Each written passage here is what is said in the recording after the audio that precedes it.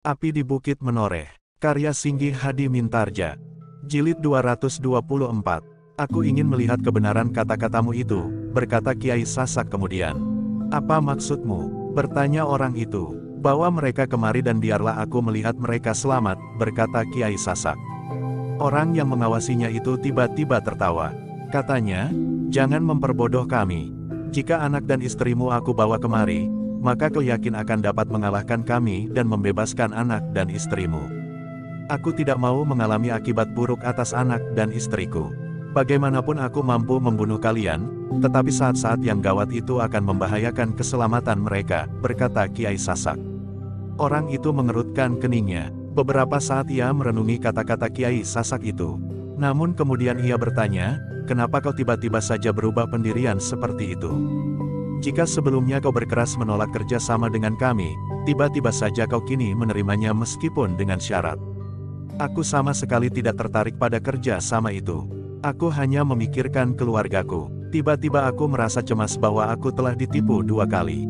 Pada saat-saat aku terpaksa melakukan kerja sama dengan kalian, istri dan anakku telah kalian bunuh, atau justru mengalami perlakuan yang lebih buruk dari kematian itu sendiri, berkata Kiai Sasak. Itu tidak perlu Kiai, berkata orang yang memimpin sekelompok kawan-kawan di rumah Kiai Sasak itu. Apapun yang terjadi, kami berusaha untuk melindungi mereka sebaik-baiknya. Kiai Sasak pun kemudian berkata dengan nada tinggi, jika demikian, besok akan terjadi perang di sini. Siapapun yang akan datang ke rumah ini, akan aku tantang untuk bertempur. Bahkan aku tidak akan takut seandainya aku harus menghadapi kalian semuanya. Jika aku dapat membunuh 4 atau 5 orang di antara kalian sebelum saat kematianku, maka bagiku, itu sudah cukup berharga sebagai ganti kematian istri dan anakku. Persetan, geram orang yang harus mengawasi Kiai Sasak itu, apa keinginanmu sebenarnya? Sudah aku katakan, jawab Kiai Sasak, tunjukkan saja kepadaku, bahwa istri dan anakku selamat. Kau bawa aku kepada mereka, atau bawa mereka kemari. Jika kalian takut bahwa aku akan curang, kau dapat membawa mereka bergantian, asal kalian dapat membuktikan bahwa mereka selamat. Jika tidak, maka aku ikhlaskan kematian mereka bersama 5 atau lebih orang-orangmu. Itu sudah cukup memadai bagi istri dan anak-anakku. Kenapa kau tiba-tiba saja menjadi liar? Berkata orang yang mengawasi Kiai Sasak. Aku tidak tahu apa yang lebih baik aku lakukan, berkata Kiai Sasak, mungkin aku sudah menjadi gila karenanya. Tetapi itu tuntutanku, aku sudah tidak mampu berpikir lagi. Orang yang harus mengawasi Kiai Sasak itu menjadi gelisah. Pada sorot matanya, Kiai Sasak nampaknya memang menjadi liar dan sulit untuk dikendalikan lagi. Baginya Kiai Sasak adalah orang yang penting. Jika ia memaksa diri untuk keluar dari lingkungan rumahnya tanpa menghiraukan keselamatan anak istrinya, apapun sebabnya, maka ia adalah orang yang sangat berbahaya. Mungkin Kiai Sasak tidak yakin akan keselamatan anak gadisnya yang cantik yang berada di tangan orang-orang kasar, atau bahkan juga istrinya, sehingga karena putus asa ia akan dapat benar-benar menjadi gila. Karena itu, maka orang itu pun telah memanggil beberapa orang kawannya dan berbicara di tempat yang terpisah. Permintaan gila, geram seorang di antara orang-orang yang menguasai rumah Kiai Sasak itu. Tetapi kita memerlukan Kiai Sasak, berkata orang yang agaknya pemimpin dari kawan-kawan yang berada di rumah itu. Aku tidak tahu untuk apa sebenarnya orang yang bernama Kiai Sasak ini. Kenapa kita tidak membunuhnya saja, dan menguasai rumah ini mutlak, berkata yang lain. Kita tidak dapat berbuat sekasar itu.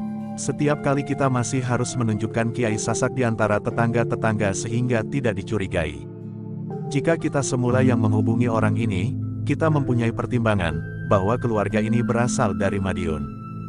Jawab orang yang paling berpengaruh di antara mereka, namun ternyata Kiai Sasak bersikap lain. Memang tidak ada jalan lain kecuali memaksanya bekerja sama dengan kita. Rumah ini mempunyai kemungkinan yang baik untuk mempersiapkan diri dengan rencana-rencana kita di Mataram ini. Letaknya pun cukup mapan, tidak terlalu ke tengah, tetapi juga tidak terlalu jauh dari jangkauan tempat-tempat penting di Mataram. Jadi apa yang harus kita lakukan? Bertanya seorang kawannya. Baiklah kita penuhi keinginannya, jawab orang yang agaknya menjadi pemimpin itu. Bawa mereka kemari, tetapi kalian harus berhenti di luar pedukuhan. Bawa mereka mendekat, seorang demi seorang. Tetapi berhati-hatilah, jangan menarik perhatian, Lebih baik kalian berusaha untuk tidak dilihat oleh siapapun. Satu jebakan, berkata kawannya. Kiai Sasak agaknya memang bermaksud agar cara ini dapat dilihat oleh peronda atau petugas apapun dari Mataram yang kemudian mencurigainya dan mungkin menangkapnya. Ia tidak akan berani mempertaruhkan nyawa anak dan istrinya seperti itu. Sekarang, ambillah mereka. Bukankah mereka kita simpan di tempat yang tidak terlalu jauh? Sayang tempat itu terlalu sempit untuk melakukan rencana kita yang luas di Mataram ini, berkata pemimpinnya. Kenapa tidak besok siang saja? Bertanya seorang yang lain. Besok adalah saat terakhir. Kiai harus dapat menentukan, selambat-lambatnya pagi ini, Kiai Sasak tidak boleh menjadi liar besok, berkata pemimpinnya itu. Jika kita membawa istri dan anaknya apakah hal itu akan dapat menenangkannya? Bertanya yang lain. Kita berharap demikian, jawab pemimpinnya itu, tetapi ingat, kita akan menunjukkan kepada Kiai Sasak berganti-ganti untuk mengurangi kemungkinan buruk yang tidak kita kehendaki. Demikianlah, maka dua orang di antara mereka telah meninggalkan rumah itu. Mereka menuju ke tempat yang memang tidak terlalu jauh. Istri dan anak perempuan Kiai Sasak itu telah disembunyikan di rumah seorang yang dengan tegas memang menyatakan kesediaannya bekerja bersama orang-orang dari Madiun, siapapun mereka. Semua yang terjadi di halaman rumah Kiai Sasak itu tidak terlepas dari pengawasan Agung Sedayu dan Gelagah Putih. Demikian pula kedua orang yang meninggalkan halaman itu. Karena itu, maka Agung Sedayu pun berkata kepada Gelagah Putih, ikuti mereka. Hati-hati, jika kau gagal, maka keluarga Kiai Sasak akan mengalami bencana. Gelagah Putih mengangguk kecil, ia pun dengan hati-hati telah bergeser. Di bawah bayangan gelapnya malam, maka Gelagah Putih telah mengikuti kedua orang yang mendapat perintah untuk mengambil istri dari anak perempuan Kiai Sasak itu. Ternyata jarak dari rumah Kiai Sasak ke rumah yang dipakai untuk menyimpan anak dan istrinya memang tidak terlalu jauh. Namun mereka memang harus berusaha melalui jalan-jalan sempit yang lepas dari pengawasan para peronda. Tidak pula berada di bawah sorotan lampu-lampu gardu di mulut-mulut lorong. Jarak yang mereka tempuh tidak lebih dari 2 bulak pendek yang masih termasuk di dalam lingkungan dinding kota Mataram. Namun memang sulit untuk dapat menemukannya tanpa tuntunan karena rumah yang dipergunakan untuk menyembunyikan istri dan anak perempuan Kiai Sasak itu bukan termasuk rumah yang besar. Karena itu, maka rumah itu tidak akan cukup memadai jika dipergunakan untuk kepentingan orang-orang yang akan memperlemah kedudukan Mataram dari dalam. Letaknya pun terlalu ke tepi di sebuah padukuhan kecil. Ternyata Gelagah Putih berhasil mengikuti kedua orang itu tanpa diketahui. Gelagah Putih pun berhasil melihat dua orang perempuan yang dibawa oleh kedua orang itu, bahkan ternyata kemudian yang mengiringi kedua perempuan itu bukan hanya 2 orang, tetapi 3. Seperti yang direncanakan, maka yang mula-mula dibawa ke halaman rumah Kiai Sasak adalah istrinya. Dengan jantung yang berdebaran Kiai Sasak menyaksikan istrinya dibawa oleh 2 orang yang bersenjata keris terhunus. Jangan menjadi gila Kiai, berkata orang yang menjadi pemimpin dari orang-orang yang berada di rumah Kiai Sasak itu. Lalu katanya meneruskan, jika kau kehilangan nalar, maka anakmu lah yang akan mengalami nasib yang sangat buruk. Kiai Sasak menggeram, namun katanya, jangan menangis Nyai. Kita yakin akan keadilan yang maha agung. Kita wajib pasrah kepadanya, justru dalam pasrah kita menggantungkan pengharapan. Nyai Sasak mengusap matanya, sementara Kiai Sasak berkata selanjutnya, aku memang minta kau dan anakmu dibawa kemari agar aku yakin bahwa kalian masih selamat. Dengan demikian, aku akan dapat menentukan langkah yang akan aku ambil besok. Kiai, berkata Nyai Sasak, jangan terlalu menghiraukan kami. Lakukan apa yang baik Kiai lakukan. Jika dengan demikian kami harus menjadi korban, maka kami tidak akan berkeberatan. Kami siap untuk mengalami akibat langkah-langkah yang akan Kiai lakukan, jika Kiai yakin itu benar. Kiai Sasak menarik nafas dalam-dalam. Ia memang sudah mengira bahwa istrinya tidak akan gentar menghadapi kesulitan itu. Bahkan apapun yang akan terjadi, hatinya tidak akan mudah runtuh. Namun yang lebih mencemaskannya adalah akibat buruk dari tingkah laku laki-laki yang kasar itu bagi anak perempuannya. Ternyata orang-orang yang membawa Nyai Sasak itu tidak memberikan waktu yang panjang bagi pertemuan itu. Nyai Sasak pun segera telah dibawa meninggalkan halaman itu. Kedua orang yang membawanya itu pun harus menjadi sangat berhati-hati. Jika mereka ternyata telah dilihat oleh para pemuda, apakah para prajurit Mataram atau anak-anak muda yang meronda di padukuhan, maka keadaannya akan menjadi rumit. Ketika Nyai Sasak telah dibawa keluar padukuhan melalui jalan-jalan setapak, sementara anak gadisnya menunggu di tepi bulak di bawah pengawasan seorang laki-laki kasar, Gelagah Putih selalu mengawasinya. Bagaimanapun juga tiba-tiba saja tumbuh kecemasan Gelagah Putih melihat sikap laki-laki kasar yang menunggui gadis yang ketakutan itu. Sementara Gelagah Putih menyadari bahwa ia tidak dapat bertindak apapun juga karena ia harus menjaga keberhasilan seluruh rencana yang telah disusun oleh Agung Sedayu dan para petugas dari Mataram. Namun Gelagah Putih menarik nafas dalam-dalam ketika kemudian dua orang yang membawa Nyai Sasak telah datang dan menukarkan kedua orang perempuan itu. Sementara anak gadis Kiai Sasak itu dibawa kepada ayahnya, maka laki-laki itu tidak berbuat apapun atas Nyai Soka yang ternyata mempunyai perbawa yang cukup besar untuk mengatasi keliaran laki-laki itu. Ternyata Gelagah Putih memang tidak perlu menunggu terlalu lama. Semuanya itu dapat dilakukan dalam waktu yang terhitung singkat. Sejenak kemudian, ketiga orang laki-laki itu telah membawa kedua orang perempuan itu kembali ke tempat persembunyiannya bagi mereka. Rencana Agung Sedayu ternyata berhasil. Gelagah Putih telah berhasil mengetahui letak persembunyian bagi kedua orang perempuan yang telah dipisahkan dari Kiai Sasak, bahkan telah dipakai sebagai alat untuk memaksa Kiai Sasak bekerja bersama. Namun Gelagah Putih pun tahu bahwa ia tidak dapat bertindak malam itu juga, karena dengan demikian, agaknya usaha untuk menjebak orang-orang yang besok akan berkumpul di rumah Kiai Sasak itu menjadi gagal. Karena itu, maka Gelagah Putih pun kemudian telah menemui Agung Sedayu yang masih mengawasi rumah Kiai Sasak di tempat yang telah disepakati bersama. Sejenak kemudian mereka pun telah bergeser menjauhi rumah itu, untuk membicarakan langkah-langkah yang segera dapat mereka ambil. Namun agaknya keduanya sependapat, bahwa mereka harus mengatasi keadaan itu bersama-sama di kedua tempat itu, agar kedua-duanya dapat diselesaikan dengan baik tanpa ada yang harus dikorbankan. Namun sebagai landasan waktu, maka mereka harus menunggu orang-orang yang akan hadir di rumah Kiai Sasak itu. Baru setelah mereka datang, rumah itu harus dikepung oleh sepasukan yang terpilih, sementara usaha untuk membebaskan Nyai Sasak dan anak gadisnya harus dilakukan pula. Tetapi bagaimana kita tahu, bahwa orang-orang yang akan datang ke rumah Kiai Sasak itu sudah lengkap? Bertanya Gelagah Putih. Kita memang tidak tahu pasti. Tetapi kita dapat mengamatinya. Kita akan menghubungi Kiai Sasak sekali lagi untuk mendapatkan pertimbangannya, jawab Agung Sedayu. Mungkin Kiai Sasak mengetahui serba sedikit. Gelagah Putih mengangguk-angguk. Ternyata mereka harus sekali lagi memasuki rumah Kiai Sasak. Untunglah bahwa orang-orang yang harus mengawasi Kiai Sasak memang menjadi lengah. Mereka menganggap bahwa Kiai Sasak tidak akan berbuat sesuatu justru karena anak dan istrinya ada di tangan mereka. Bahkan mereka sudah mulai menduga bahwa Kiai Sasak agaknya akan mau bekerja bersama setelah dilihatnya anak istrinya selamat. Karena itu, maka pemimpin dari orang-orang yang ditempatkan di rumah Kiai Sasak itu telah memerintahkan untuk menjaga istri dan anak Kiai Sasak itu baik-baik. Jika terjadi sesuatu atas mereka dan hal itu diketahui oleh Kiai Sasak, maka akibatnya akan menjadi rumit.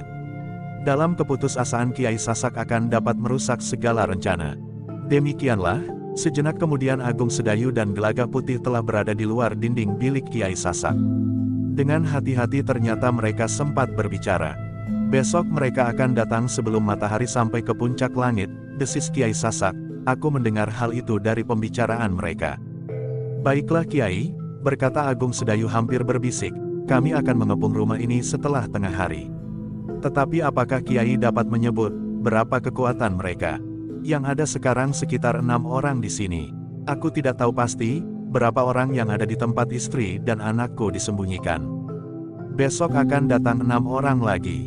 4 dari Tanah Perdikan Menoreh dan 2 orang yang bertugas di dalam kota ini. Di samping itu akan datang lagi seorang yang dianggap berilmu tinggi untuk dapat menjaga agar aku tidak dapat berbuat banyak jika terpaksa terjadi benturan. Orang itu tentu tidak sendiri. Karena itu, kalian harus mempertimbangkan baik-baik kekuatan yang akan kalian pergunakan. Besok aku akan berada di pihak kalian, jika aku yakin anak dan istriku selamat. Kami akan berusaha membebaskan anak dan istri Kiai setelah tempat ini dikepung. Tetapi menurut perhitungan kami akan berhasil menyelamatkan mereka, berkata Agung Sedayu perlahan-lahan. Aku sangat mengharapkan, berkata Kiai Sasak, namun sebenarnya lah aku telah menyerahkan semuanya dengan pasrah kepada kehendak Yang Maha Agung. Sampaikan terima kasihku kepada Panembahan Senapati yang telah memerintahkan prajurit-prajuritnya terpilih untuk melindungi aku. Sebenarnya aku tidak mengerti, bagaimana mungkin Panembahan Senapati memperhatikan aku. Namun berhasil atau tidak berhasil, Panembahan telah memerintahkan satu usaha menyelamatkan. Karena itu, aku memang wajib menyampaikan terima kasihku yang tulus. Kita wajib berusaha Kiai, jawab Agung Sedayu. Keterangan Kiai agaknya sudah cukup jelas. Lewat tengah hari, kami akan datang dengan pasukan. Terima kasih, desis Kiai Sasak. Demikianlah maka Agung Sedayu dan Gelagah Putih minta diri. Mereka telah beringsut dari tempatnya dan dengan hati-hati meninggalkan tempat itu. Dengan tergesa-gesa keduanya telah kembali menemui para petugas sandi yang oleh Panembahan Senapati ditunjuk untuk membantu mereka.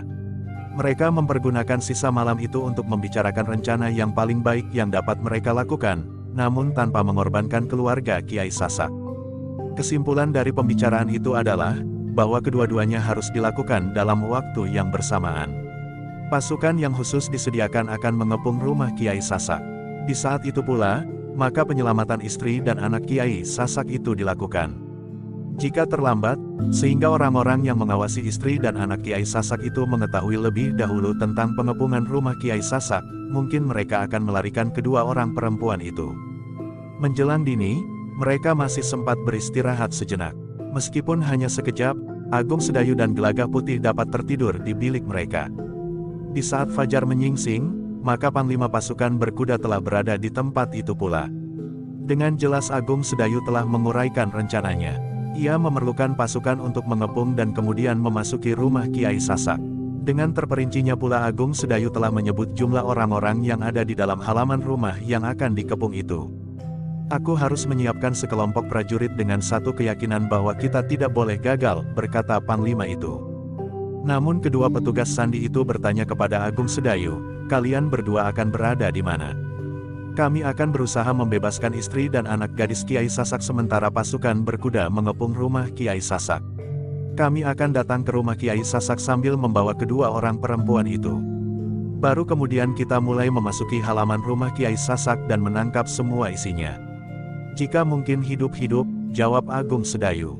Panglima pasukan berkuda itu mengangguk-angguk. Sementara Agung Sedayu berkata, kedua prajurit sandi itu akan membawa pasukan kalian ke rumah Kiai Sasak. Semua harus berlangsung dengan cepat. Panglima pasukan berkuda itu telah mendapat gambaran apa yang harus dilakukannya di saat matahari mencapai puncaknya. Tetapi ia harus bergerak beberapa saat setelah itu. Sementara pada saat yang sama Agung Sedayu, Gelagah Putih dan beberapa orang yang akan dibawanya, berusaha untuk membebaskan kedua perempuan itu. Panglima itu pun telah mendapat gambaran kekuatan dari orang-orang yang berada di dalam rumah Kiai Sasak, sehingga ia dapat memperhitungkan prajurit-prajurit yang akan dibawanya mengepung rumah itu. Namun dalam pada itu, Agung Sedayu telah minta kepada petugas sandi itu untuk dapat mengawasi rumah Kiai Sasak. Kalian dapat mengirim petugas-petugas sandi yang dapat dipercaya untuk mengawasi rumah itu, berkata Panglima pasukan berkuda itu. Namun salah seorang dari kedua petugas sandi itu menjawab, salah seorang di antara kami berdua akan berada di kedai itu. Untuk tidak menarik perhatian, maka kami akan berada di tempat itu bergantian. Hanya 2 orang, sementara kita akan menunggu sampai matahari mencapai puncaknya, berkata Panglima itu. Kedua petugas itu termangu-mangu. Namun kemudian salah seorang berkata, aku akan mohon izin Panembahan, agar aku diperkenankan untuk membawa beberapa orang kawan yang terpercaya. Wewenang itu belum ada padaku karena Panembahan telah menunjuk kami berdua langsung untuk diperbantukan dalam tugas ini. Panglima pasukan berkuda itu menyadari, betapa rumitnya tugas yang dihadapi oleh petugas sandi itu. Jika karena mereka melibatkan orang lain yang ternyata dapat menjebak mereka tanpa persetujuan Panembahan Senapati sendiri, maka keduanya akan mengalami kesulitan. Karena itu, maka katanya, dalam keadaan seperti ini Panembahan Senapati akan dapat menerima kalian setiap saat. Ya, kami akan segera menghadap, jawab petugas sandi itu. Ternyata Panembahan Senapati yang kemudian menerima kedua orang petugas sandi itu tidak berkeberatan. Tetapi Panembahan Senapati minta agar orang-orang yang terlibat dalam tugas itu benar-benar orang yang dapat dipercaya. Dalam pada itu, kedua petugas sandi itu pun telah melaporkan pula rencana yang telah mereka susun bersama dengan Agung Sedayu dan Panglima pasukan berkuda. Lakukanlah, tetapi berhati-hatilah, kita tidak tahu pasti siapa yang akan kita hadapi, berkata Panembahan Senapati. Lalu, Ikutilah rencana Agung Sedayu. Aku percaya kepadanya bahwa ia akan dapat memecahkan persoalan ini. Kedua petugas itu pun segera telah menghubungi dua orang petugas yang lain yang berada di bawah perintahnya. Keduanya telah memilih orang-orang yang terbaik dan yang terpercaya, sehingga keduanya dapat mengatur waktu pengawasan atas rumah Kiai Sasak menjelang tengah hari. Demikianlah segala sesuatunya telah diatur sebaik-baiknya. Namun sama sekali tidak ada kesan kesiagaan di Mataram. Tidak ada perubahan-perubahan yang terjadi dan tidak ada kesibukan prajurit sama sekali. Orang-orang yang berada di rumah Kiai Sasak telah mendapat perintah untuk mengamati keadaan. Dua di antara mereka telah keluar dan berjalan-jalan menyusuri jalan kota. Namun mereka memang tidak melihat kegiatan apapun, sehingga mereka sama sekali tidak mempunyai kecurigaan bahwa sebenarnya Mataram telah menyiapkan pasukan untuk menyergap mereka. Dua orang yang lain telah diperintahkan untuk menghubungi orang-orang yang menunggui istri dan anak gadis Kiai Sasak. Namun yang berada di rumah itu pun tidak mempunyai kecurigaan apapun tentang lingkungan mereka. Kehidupan sehari-hari berjalan sewajarnya. Pasar yang tidak terlalu jauh pun tumbuh dan ramai seperti hari-hari sebelumnya sejak matahari terbit. Orang lewat di jalan-jalan pun agaknya tidak merasa terganggu sama sekali. Karena itu, maka orang-orang yang berada di rumah Kiai Sasak, maupun yang menunggui istri dan anak gadisnya sama sekali tidak merasa curiga terhadap keadaan. Dalam pada itu, para petugas sandi, berganti-ganti berada di kedai di depan rumah yang bersebelahan dengan rumah Kiai Sasak. Mereka telah melihat beberapa orang keluar dan masuk regol rumah itu. Agaknya orang-orang itu pun berusaha untuk tidak menarik perhatian orang lain. Sehingga dengan demikian maka mereka tidak pernah nampak bersama-sama lebih dari dua orang. Namun menjelang tengah hari, petugas sandi yang kebetulan berada di kedai itu adalah petugas sandi yang bersama-sama dengan Agung Sedayu mengamati rumah itu di hari pertama. Ia telah melihat kelompok yang agak lain. Tidak hanya dua orang, tetapi berturut-turut sebanyak 6 orang. Meskipun tidak bersama-sama, namun berurutan pada waktu yang singkat. Menilik wujud dan sikapnya, maka seorang di antara mereka adalah orang yang disegani oleh yang lain. Orang inilah agaknya yang disebut berilmu tinggi untuk mengimbangi Kiai Sasak, jika ia menjadi liar, berkata petugas sandi itu di dalam hatinya. Ketika kemudian datang petugas sandi yang lain memasuki kedai itu tanpa memberikan kesan bahwa orang itu telah mengenalnya, maka petugas sandi yang terdahulu itu pun segera meninggalkan kedai itu. Ia harus berada bersama kawannya yang seorang lagi ikut menyiapkan sergapan pasukan berkuda mengepung rumah Kiai Sasak.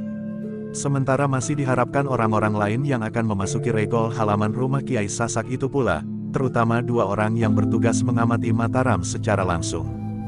Tetapi para petugas sandi tidak dapat mengatakan, apakah kedua orang yang bertugas di Mataram itu telah datang memasuki halaman rumah Kiai Sasak atau belum. Para petugas sandi itu tidak mempunyai gambaran sama sekali tentang kedua orang yang bertugas di Mataram bersamaan dengan 4 orang yang bertugas di Tanah Perdikan Menoreh. Dalam pada itu, para prajurit dari pasukan berkuda yang disiapkan untuk tugas yang rumit itu telah siap untuk berangkat. Sampai saat mereka berdiri tegang di hadapan panglimanya, mereka belum tahu apa yang akan mereka lakukan, selain bersiaga penuh menghadapi kemungkinan terberat sebagai seorang prajurit. Baru setelah semuanya siap, maka panglima pasukan berkuda sendiri yang kemudian berdiri di hadapan mereka, menjatuhkan perintah untuk berangkat. Kita akan mengepung rumah seseorang yang dihuni oleh sekelompok orang-orang yang memusuhi Mataram. Jumlah mereka hanya sekitar 15 orang. Tetapi mereka adalah orang-orang yang berilmu tinggi. Karena itu, maka kalian harus benar-benar mempersiapkan diri menghadapi mereka. Kita akan mengepung rumah itu dengan kekuatan 40 orang. 10 orang di setiap sisi. Tidak seorang pun boleh lolos dari rumah itu. Sementara itu beberapa petugas sandi akan bersama kita. Aku dan 4 orang dari pimpinan pasukan berkuda akan berada di antara kalian pula. Sesaat sebelum matahari mencapai puncak langit, maka pasukan berkuda itu pun mulai bergerak. Sedangkan 5 orang prajurit berkuda yang lain akan bersama-sama dengan Agung Sedayu dan Gelagah Putih membebaskan istri dan anak Kiai Sasak. Satu tugas yang harus dilakukan dengan sangat berhati-hati.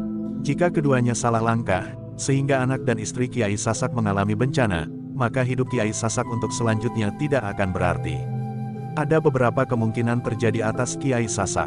Ia menjadi liar dan menjadi sangat berbahaya bagi orang-orang di rumahnya, atau ia akan menjadi putus asa dan mencari jalan kematian, atau ia justru akan memusuhi Mataram yang dianggapnya sebagai penyebab kematian anak dan istrinya.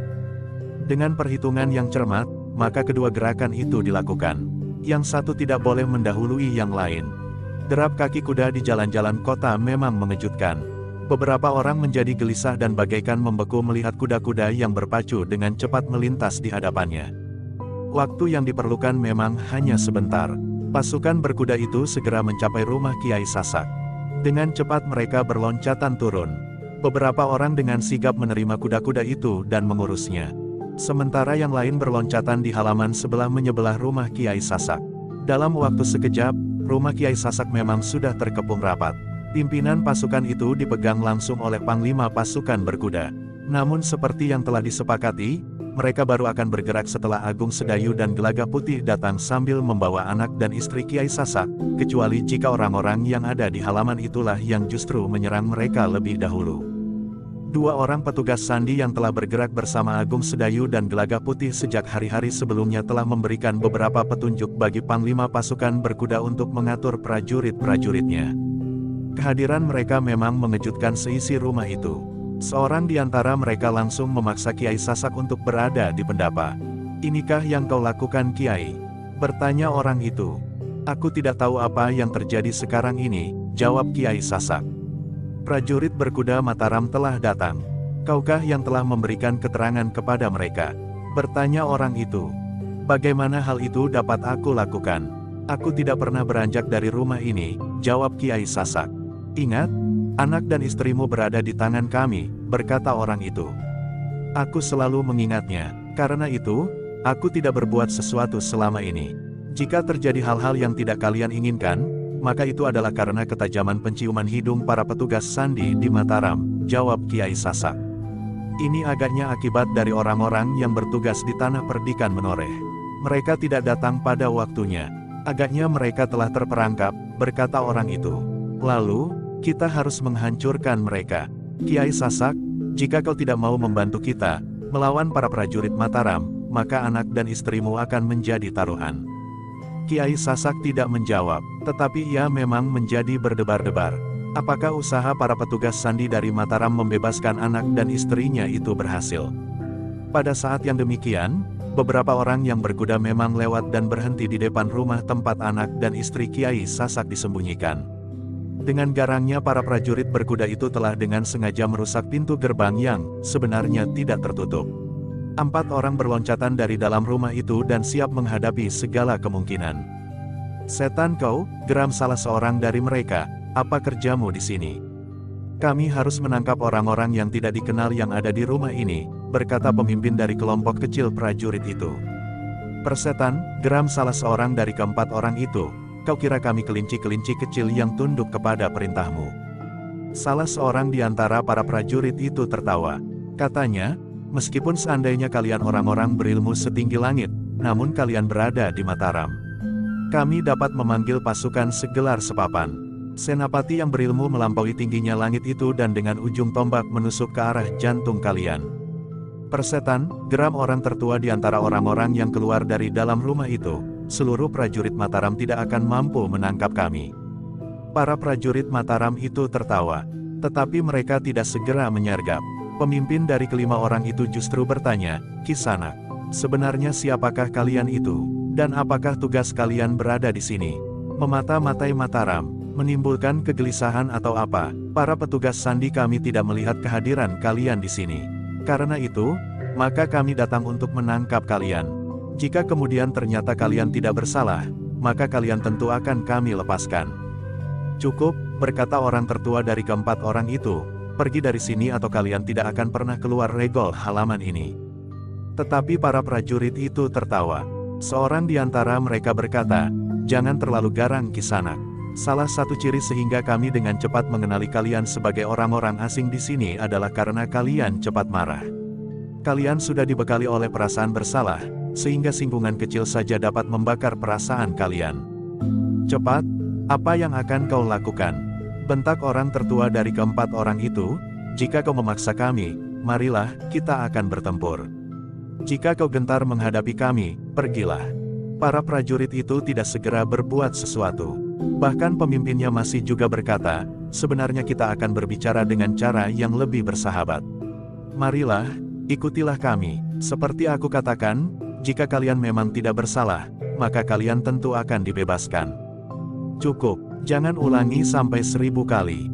Aku tidak tuli, tetapi aku tidak mau diperlakukan seperti itu.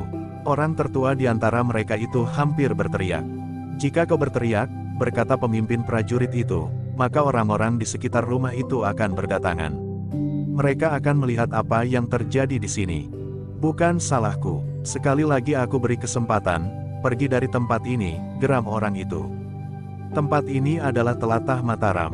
Aku adalah prajurit Mataram. Kenapa justru kau yang minta aku pergi? Bertanya pemimpin prajurit itu. Ternyata keempat orang itu tidak sabar lagi. Mereka telah menarik senjata mereka masing-masing. Namun sebelum mereka berteriak, pemimpin prajurit itu berkata, jadi kita benar-benar akan bertempur. Ingat, jika kau melawan, maka hukuman yang akan ditimpakan kepadamu akan menjadi lebih berat. Melawan itu sendiri sudah merupakan satu kesalahan yang harus dihukum. Persetan, geram orang itu, kenapa kau terlalu banyak bicara he? Prajurit itu tertawa, namun kemudian seorang di antara 4 orang itu berkata, nampaknya mereka dengan sengaja memperpanjang waktu. Ya, kau benar, lihat, apa yang terjadi di dalam. Aku mendengar sesuatu, geram yang tertua di antara keempat orang itu. Seorang di antara keempat orang itu meloncat ke pintu. Namun demikian ia menyusup pintu, maka ia pun telah terlempar keluar dan jatuh terguling di tanah. Dengan sigapnya orang itu melenting berdiri, siap menghadapi segala kemungkinan. Namun seorang lagi telah terlempar pula keluar dan disusul oleh seorang lagi. Berbeda dengan orang yang akan memasuki pintu yang masih sempat melenting berdiri, maka kedua orang itu seakan-akan sudah tidak berdaya lagi. Keduanya memang masih sempat menggeliat, namun mereka tidak mampu untuk bangkit lagi. Anak iblis, orang tertua di antara mereka berteriak, ternyata kalian telah berlaku licik. Yang terdengar adalah suara tertawa para prajurit Mataram. Sementara itu, Agung Sedayu telah melangkah keluar pintu rumah itu. Di belakangnya 2 orang perempuan keluarga Kiai Sasak, dan di belakang mereka adalah Gelagah Putih. Agung Sedayu pun kemudian telah memberi isyarat kepada Gelagah Putih untuk membawa kedua orang perempuan itu bergeser. Kemudian dengan tegapnya ia berdiri menghadap ke arah orang-orang yang mengumpat-umpat itu. Kami telah membebaskan anak dan istri Kiai Sasak yang telah kau pisahkan daripadanya, berkata Agung Sedayu, sekarang kami akan membawanya kepada Kiai Sasak, agar ia tidak menjadi gelisah. Persetan, kau kira kami akan membiarkan kalian pergi? Ingat, kalian akan menebus tingkah laku kalian dengan nyawa kalian, geram orang tertua di antara mereka. Tetapi Agung Sedayu sudah siap, ia tidak mau membuang waktu terlalu banyak. Ia harus segera membawa kedua perempuan itu ke rumah Kiai Sasak yang tentu sudah dikepung oleh para prajurit dari pasukan berkuda. Karena itu, maka Agung Sedayu pun kemudian berkata, menyerahlah. Kami mempunyai wewenang untuk menangkap kalian. Orang-orang itu tidak menjawab, tetapi mereka pun dengan serta-merta telah menyerang dengan garang. Para prajurit Mataram yang melihat suasana itu pun telah bersiap pula. Karena itu, maka mereka pun dengan sigapnya telah meloncat memasuki arena. Orang-orang yang menyerang Agung Sedayu itu tidak dapat mengabaikan para prajurit yang menyerang mereka. Karena itu, beberapa di antara mereka telah menghadapi para prajurit itu, sementara orang tertua di antara mereka telah menyerang Agung Sedayu dengan garangnya. Sejenak kemudian di halaman itu telah terjadi pertempuran yang sengit. Orang-orang yang menjaga istri dan anak gadis Kiai Sasak itu memang memiliki keterampilan mempermainkan senjata. Namun lawan mereka adalah prajurit berkuda dari Mataram, sehingga karena itu, maka mereka tidak terlalu banyak mendapat kesempatan. Apalagi di antara mereka yang kebetulan melawan Agung Sedayu. Dalam beberapa saat saja, orang itu sudah mengalami kesulitan. Apalagi Agung Sedayu harus segera pergi ke rumah Kiai Sasak untuk menunjukkan bahwa ia telah berhasil menyelamatkan anak dan istrinya. Justru pada saat prajurit Mataram menarik perhatian orang-orang yang berada di rumah itu, Agung Sedayu dan Gelagah Putih telah menyelinap lewat pintu belakang. Demikianlah dengan cepat Agung Sedayu telah menyelesaikan lawannya. Demikian pula para prajurit berkuda yang jumlahnya memang lebih dari 3 orang itu, sehingga mereka pun segera menguasai lawan mereka pula. Terserahlah kepada kalian, berkata Agung Sedayu kemudian, aku akan membawa keduanya ke rumah Kiai Sasak. Silahkan, berkata pemimpin prajurit itu. Namun dalam pada itu, para prajurit itu pun tidak mau mengalami kesulitan dengan tawanan-tawanannya. Mereka pun kemudian telah mengikat tangan dan kaki para tawanan itu, sementara seorang di antara para prajurit itu telah berpacu memanggil beberapa orang kawan untuk membawa tawanan mereka. Agung Sedayu dan Gelagah Putih telah membawa kedua orang perempuan itu ke rumah Kiai Sasak. Agar mereka lebih cepat sampai ke tujuan, maka mereka pun telah mempergunakan kuda yang sebagian dipinjam dari prajurit yang ada di rumah itu pula. Ternyata bahwa anak gadis Kiai Sasak itu sudah sering berkuda pula, sehingga Agung Sedayu tinggal membawa istri Kiai Sasak bersamanya, sementara gadis itu berkuda sendiri. Meskipun kuda mereka tidak berpacu terlalu cepat, tetapi karena jaraknya memang tidak terlalu jauh, mereka tidak memerlukan waktu terlalu lama untuk mencapai rumah Kiai Sasak yang sudah terkepung. Sementara itu, orang-orang yang berada di rumah Kiai Sasak telah menentukan sikap sendiri tanpa menghiraukan pendapat Kiai Sasak lagi. Bahkan seorang di antara mereka berkata, "Kita akan menilai apa yang kau lakukan, Kiai Sasak. Jika kau berbuat baik dan bersahabat maka anak dan istrimu akan selamat. Apalagi jika kau dengan sungguh-sungguh membantu kami. Tetapi jika kau berbuat sebaliknya, anak istrimu akan mengalami bencana yang paling pahit. Kau ingat hei, anak dan istrimu adalah perempuan-perempuan cantik yang berada di tangan laki-laki kasar." Kiai Sasak tidak menjawab, hatinya memang dicengkam oleh kegelisahan. Apakah para petugas Sandi Mataram itu akan mampu menguasai anak dan istrinya? Dalam pada itu, orang yang dianggap berilmu paling tinggi di antara mereka telah mengatur orang-orangnya. Bagaimanapun juga mereka adalah orang-orang pilihan, karena itu, maka mereka akan menghadapi para prajurit yang mengepung mereka dengan dada tengadah. Ketika dua orang di antara mereka berdiri di regol halaman, maka keduanya melihat betapa prajurit Mataram dalam kesiagaan penuh berada di jalan di depan rumah itu dan agaknya juga di seputar dinding halaman rumah Kiai Sasak. Dari balik dinding terdengar aba-aba para pemimpin kelompok memberikan perintah kepada para prajuritnya. Sementara itu orang yang dianggap memiliki ilmu tertinggi di antara mereka pun telah membawa Kiai Sasak ke regol itu pula. Dengan nada berat ia berkata kepada Kiai Sasak, "Berbicaralah kepada mereka. Sebut anak dan istrimu, kita akan menilai apa yang kau lakukan." Kiai Sasak yang kemudian juga berdiri di regol halaman rumahnya telah melihat pasukan Mataram yang mengepung rumahnya. Namun dalam keraguan-raguan dan kecemasan, hampir di luar sadarnya ia berbicara, "Hei, para prajurit Mataram. Apa yang kalian lakukan di sini, di seputar rumahku?" Panglima pasukan berkuda yang berdiri beberapa langkah dari regol itulah yang menjawab, "Kiai, apakah Kiai yang bernama Kiai Sasak?" "Ya, aku Kiai Sasak, yang memiliki rumah dan halaman di sekitarnya," jawab Kiai Sasak. "Bagus. Jika demikian aku berbicara dengan orang yang benar," berkata Panglima itu. "Lalu, Kiai, siapa sajakah orang-orang yang berkumpul di rumah Kiai?" "Mereka bukan orang Mataram, bahkan nampaknya agak mencurigakan. Mereka adalah sanak kadangku," jawab Kiai Sasak. "Lalu, karena itu, kalian tidak perlu bersusah payah mengurusinya." "Kiai," berkata Panglima itu, "apa boleh buat? Aku memerlukan mereka. Jika mereka sanak kadangmu, maka aku memerlukan sanak kadangmu itu. Apa sebenarnya yang kalian perlukan? Bukankah mereka tidak mengganggu?" bertanya Kiai Sasak. "Memang tidak," jawab Panglima itu, "kami pun tidak akan berbuat apa-apa terhadap mereka. Sekedar sikap hati-hati para petugas di Mataram menghadapi kemelut yang nampaknya membayangi keutuhannya." Kiai Sasak termangu-mangu sejenak. Diedarkannya pandangan matanya ke segala arah. Yang dilihatnya adalah sederetan prajurit dalam kesiagaan sepenuhnya. Kiai Sasak itu pun menarik nafas dalam-dalam. Sementara itu, orang yang mengambil alih pimpinan di rumah itu pun berdesis, "Suruh mereka pergi. Sebut tentang keselamatan anak dan istrimu." "Tetapi aku terlanjur mengatakan, bahwa kalian adalah sanak kadangku," jawab Kiai Sasak. "Persetan," geram orang itu, "katakan, atau anak dan istrimu itu benar-benar mengalami bencana." Kiai Sasak tidak menjawab, tetapi ia masih saja dibayangi oleh wajah anak dan istrinya yang memelas. Seakan-akan wajah itu telah dibasahi oleh air mata yang mengalir tidak berkeputusan.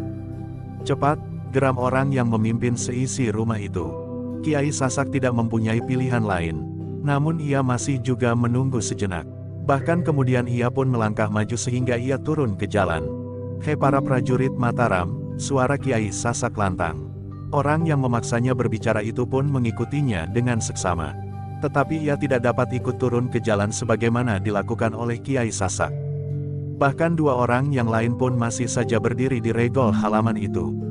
Kemudian Kiai Sasak itu pun berkata selanjutnya, "Ketahuilah, bahwa anak dan istriku telah berada di tangan orang-orang itu. Karena itu, demi keselamatan anak dan istriku, tinggalkan tempat ini. Segala sesuatunya akan kami selesaikan sendiri, karena segalanya tidak menyangkut orang lain kecuali persoalan antara keluarga kami. Antara sanak kadang sendiri. Kami adalah para prajurit yang mengemban perintah," berkata Panglima prajurit itu. "Karena itu, maka kami harus melaksanakan perintah ini. Tetapi anak dan istriku berada dalam bahaya. Apakah kalian akan mengorbankannya?" bertanya Kiai Sasak. Panglima itu memang menjadi bingung. Ia harus menunggu Agung Sedayu untuk dapat mengambil satu kepastian. Namun jika orang-orang di rumah itu memaksakan kekerasan, maka ia tidak dapat mengelak lagi.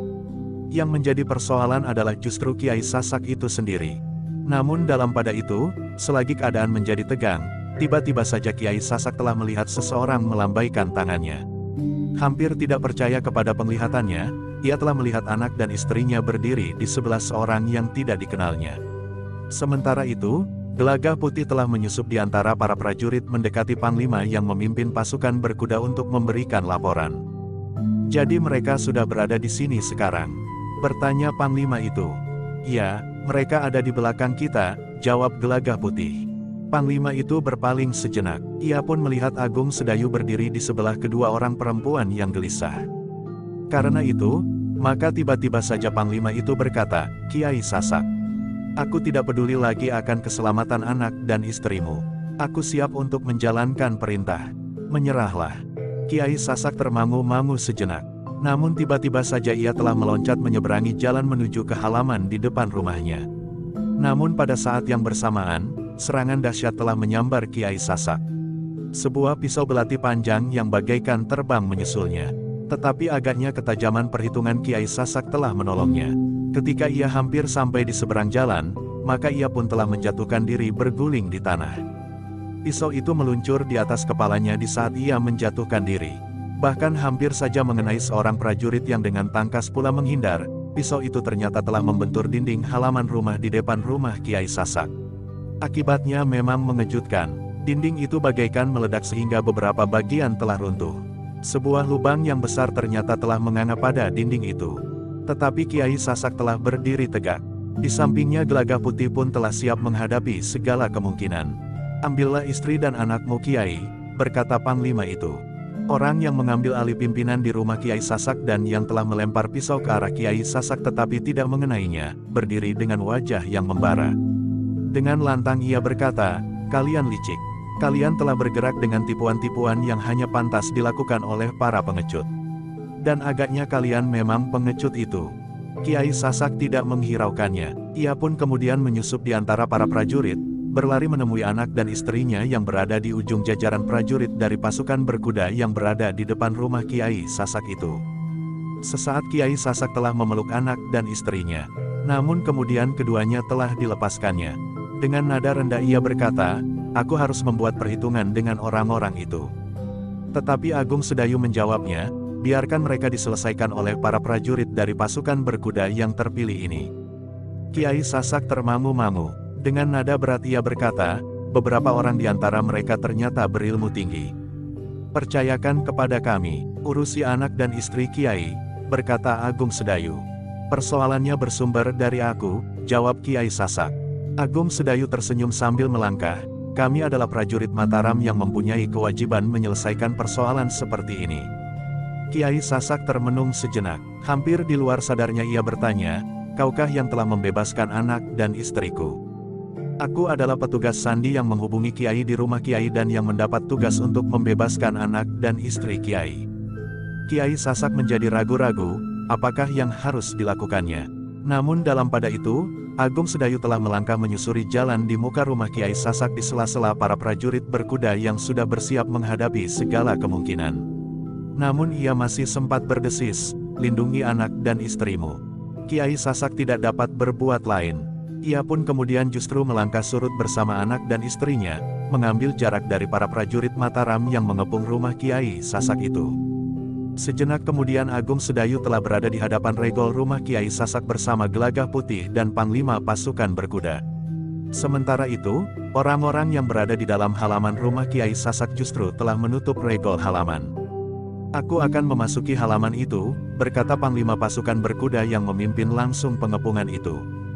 Kita harus berhati-hati, berkata Agung Sedayu. Seperti dikatakan oleh Kiai Sasak, di dalam halaman rumah itu ada beberapa orang berilmu tinggi. Jika kita dengan serta-merta memasuki halaman rumah itu, maka orang-orang yang pertama mungkin akan menjadi korban. Bukankah itu wajar sekali, berkata Panglima itu, kita tidak akan dapat menangkap mereka hanya dengan mengepung halaman rumah ini sampai kapanpun. Agung Sedayu mengangguk-angguk, ia mengerti jalan pikiran seorang Panglima. Karena itu, maka ia pun kemudian berkata, kita akan memasuki halaman rumah itu. Tetapi dengan berhati-hati. Apakah tidak terlalu lamban jika kita masih harus membuat perhitungan-perhitungan sekian kali ulang, berkata Panglima itu. Kita akan mencoba berbuat lebih cepat, berkata Agung Sedayu. Dalam pada itu, Gelagah Putih pun berkata, lubang di dinding halaman ini adalah benturan pisau belati seseorang dari dalam regol itu yang diarahkan kepada Kiai Sasak. Untunglah Kiai Sasak dan seorang prajurit sempat mengelak. Agung Sedayu mengangguk-angguk. Dengan melihat lubang pada dinding itu, maka Agung Sedayu dapat menduga betapa besarnya kekuatan serta lambaran ilmu orang yang melontarkannya. Namun tiba-tiba Agung Sedayu telah mengamati lubang itu dengan saksama. Ia tidak menilai lubang itu lagi, tetapi agaknya ia sedang mencari sesuatu. Apa yang kau cari? Bertanya Panglima pasukan berkuda itu. Agung Sedayu tidak menjawab, namun di tangannya telah tergenggam pisau belati yang telah dilontarkan oleh seseorang dari dalam regol halaman. Kepada Panglima pasukan berkuda itu Agung Sedayu berkata, perintahkan kepada mereka untuk menyerah. Jika mereka tidak mau, maka kita akan mencari jalan untuk memasuki halaman itu meskipun harus dengan berhati-hati. Panglima berkuda itu mengangguk-angguk kecil. Ia pun kemudian melangkah selangkah maju, menghadap ke regol halaman. Panglima itu pun berkata lantang, "Hei, orang-orang yang berada di dalam rumah dan halaman yang telah terkepung rapat. Menyerahlah, kami memberikan waktu beberapa saat. Jika pada panggilan kami berikutnya kalian belum menyerah, maka kami akan mengambil langkah-langkah tegas." Namun yang terdengar adalah jawaban, "Kami adalah orang-orang terpilih dan berilmu tinggi. Jika kalian merasa berkewajiban menangkap kami, lakukanlah. Tetapi jangan menyesal jika semua orang yang memasuki halaman ini akan mati." Panglima pasukan berkuda itu pun kemudian berkata, "Aku masih memberi kesempatan." "Persetan, itu tidak perlu. Kalian hanya akan membuang-buang waktu saja," berkata orang di balik pintu regol. "Jika kalian ingin memasuki halaman, lakukanlah jika kalian mempunyai keberanian." "Setan," geram Panglima pasukan berkuda. Namun Agung Sedayu cepat berkata, "Aku dan Gelagah Putih akan memancing perhatian mereka." "Apa yang akan kalian lakukan?" bertanya Panglima itu. Agung Sedayu pun kemudian memanggil Gelagah Putih mendekat. Katanya, "Pecahkan sudut dinding halaman di sebelah kiri itu. Aku akan melakukan di sebelah kanan." Pada saat perhatian orang-orang di dalam halaman itu tertarik ke kedua sudut yang pecah itu, maka Panglima akan memimpin pasukannya memecahkan regol halaman dan memasukinya dengan pasukannya. Sementara aku masuk lewat dinding yang pecah itu. Demikian pula kau, yang akan diikuti oleh beberapa orang prajurit." Agung Sedayu berhenti sejenak, lalu ia pun bertanya kepada Panglima pasukan berkuda, "Apakah Panglima setuju?" Panglima itu mengangguk. Katanya, "Aku sependapat, aku akan menyesuaikan diri." Ketika kemudian Agung Sedayu dan Gelagah Putih mendekati sasaran yang telah ditentukan, maka Panglima dan beberapa orang prajuritnya telah bergeser pula. Mereka berdiri di sebelah menyebelah regol yang masih tertutup rapat itu. Bahkan sejenak kemudian masih terdengar orang berteriak di belakang regol itu, "Jika kalian berani memasuki halaman ini, lakukanlah. Mayat kalian akan berserakan seperti tebasan batang ilalang." Panglima yang berada di sebelah regol itu menggeretakkan giginya. Tetapi ia harus menahan diri, karena ia harus menunggu Agung Sedayu dan Gelagah Putih mencapai sasarannya. Sejenak kemudian, maka Agung Sedayu dan Gelagah Putih sudah berada di hadapan kedua sudut dinding halaman bagian depan dari rumah Kiai Sasak itu. Mereka pun segera mempersiapkan diri untuk melakukan rencana mereka. Dinding halaman rumah Kiai Sasak memang tidak begitu tebal. Ketika rumah itu dibuat, sama sekali tidak terbersit pikiran, bahwa pada saat dinding itu akan menjadi menyekat antara kedua kekuatan yang saling berbenturan. Apalagi di satu pihak adalah prajurit Mataram sendiri. Karena itu, maka dinding itu bukanlah dinding sekuat benteng pertahanan sepasukan prajurit. Agung Sedayu ternyata telah mendekati dinding di sudut halaman itu. Gelagah Putih yang melihatnya dari kejauhan menyadari bahwa Agung Sedayu tidak menghendakinya memecahkan dinding itu dengan lontaran ilmu. Tetapi harus dengan sentuhan kewadagan, sehingga mereka tidak dituduh membuat pengeram-ram oleh orang-orang yang belum mengenalnya. Sesaat kemudian Gelagah Putih dari kejauhan melihat Agung Sedayu meraba sudut halaman rumah Kiai Sasak itu, kemudian sambil memberikan isyarat kepada Gelagah Putih, Agung Sedayu telah mundur beberapa langkah untuk mempersiapkan diri. Mula-mula Gelagah Putih tidak mengetahui maksud Agung Sedayu yang mengangkat tangannya dan kemudian menyentuh kakinya. Namun akhirnya Gelagah Putih mengerti bahwa Agung Sedayu akan memecahkan dinding itu dengan kakinya. Dalam pada itu, dari depan regol, Panglima pasukan berkuda masih berkata lantang, "Cepat, menyerahlah. Aku tidak mempunyai banyak waktu." "Diam kau!" teriak orang yang berada di dalam. Panglima itu tidak menjawab, namun ia telah berpaling ke arah Agung Sedayu, seakan-akan memberikan isyarat agar Agung Sedayu cepat melakukan rencananya, memecah dinding halaman sebagaimana dikatakannya. Sebenarnya Agung Sedayu memang sudah bersiap. Sejenak kemudian, maka ia pun telah meloncat, melangkah dengan mengerahkan kekuatan tenaga cadangan serta ilmunya pada kakinya. Dengan melayang sambil memiringkan tubuhnya, Agung Sedayu benar-benar telah menghantam dinding halaman itu. Pada saat yang hampir bersamaan Gelagah Putih pun telah melakukan pula. Hentakan kaki kedua orang yang memiliki ilmu yang tinggi pada dinding yang tidak tebal itu, ternyata telah berhasil meruntuhkannya di sudut halaman rumah Kiai Sasak, sekaligus keduanya telah berguling memasuki halaman rumah itu. Kehadiran keduanya dengan memecahkan dinding itu memang mengejutkan orang-orang yang berada di dalam halaman. Dua orang telah berada di dalam dengan cara yang tidak mereka duga. Orang-orang yang berada di halaman itu ternyata telah bersiaga di belakang pintu gerbang, karena satu-satunya kemungkinan menurut perhitungan mereka adalah memecahkan pintu regol itu. Oleh peristiwa yang tidak mereka perhitungkan itu, maka orang-orang di halaman itu menjadi agak bingung. Bahkan orang yang memimpin sekelompok orang itu telah memberikan perintah, bunuh mereka. Beberapa orang telah berlarian ke arah Agung Sedayu dan Gelagah Putih yang telah memecahkan dinding di sudut-sudut halaman. Sementara itu beberapa orang prajurit dari pasukan berkuda yang berada di sepanjang jalan, telah berloncatan masuk pula melalui dinding yang pecah itu. Dalam pada itu, sesuai dengan rencana, maka Panglima pasukan berkuda itu telah bergeser pula mengambil ancang-ancang.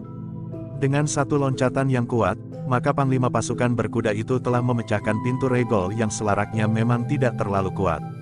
Namun Panglima pasukan berkuda itu memang seorang yang memiliki kekuatan dan ilmu yang tinggi pula.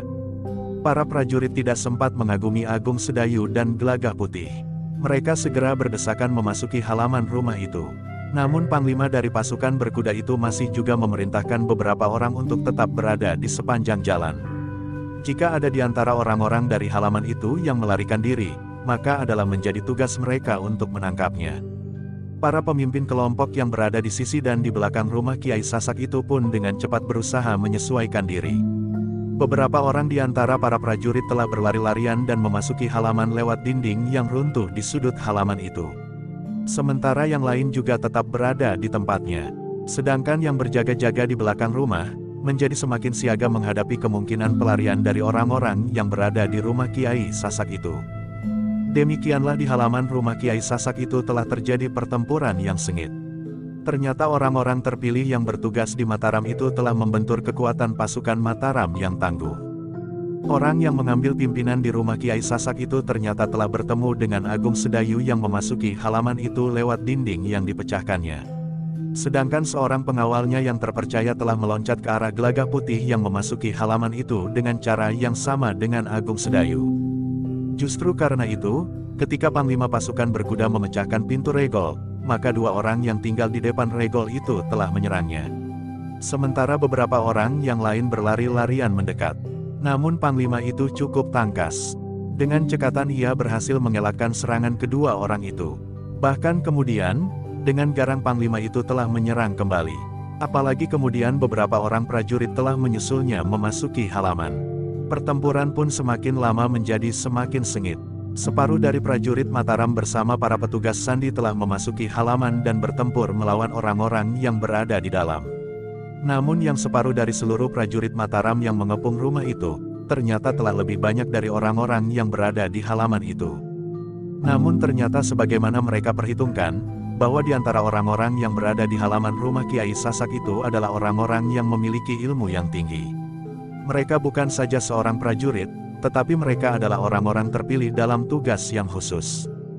Dengan demikian maka pertempuran di halaman rumah Kiai Sasak itu menjadi semakin lama semakin sengit. Orang-orang yang berilmu tinggi itu telah mulai melepaskan ilmunya untuk mengatasi ketangkasan prajurit Mataram. Namun prajurit Mataram yang jumlahnya memang lebih banyak, telah mengatur diri sebaik-baiknya untuk mengatasi tingkat-tingkat ilmu yang lebih tinggi dari mereka seorang demi seorang. Di sudut halaman Gelagah Putih telah bertempur dengan pengawal terpercaya dari orang yang mengambil pimpinan di rumah Kiai Sasak itu. Orang yang datang khusus untuk membuat keseimbangan kekuatan atas kemampuan Kiai Sasak yang diperhitungkan berilmu tinggi. Sebagaimana diisyaratkan oleh Agung Sedayu, maka Gelagah Putih berusaha untuk bertempur tanpa melepaskan kekuatan ilmu yang mampu menyerang lawannya dari jarak jauh. Karena itu, maka Gelagah Putih telah bertempur langsung dengan benturan-benturan wadaknya. Tetapi jika lawan ini memiliki kemampuan yang terlalu tinggi maka apa boleh buat, berkata Gelagah Putih di dalam hatinya, karena ia masih belum tahu seberapa tinggi tingkat ilmu lawannya itu. Karena itu untuk beberapa saat Gelagah Putih masih berusaha untuk menjajaki kemampuan lawannya. Beberapa kali ia berusaha untuk menyentuh serangan-serangan yang datang membadai. Untuk menjaga kemungkinan yang paling buruk dari lawannya, maka Gelagah Putih dengan sangat berhati-hati menilai takaran kemampuannya yang dipergunakannya untuk menahan setiap benturan.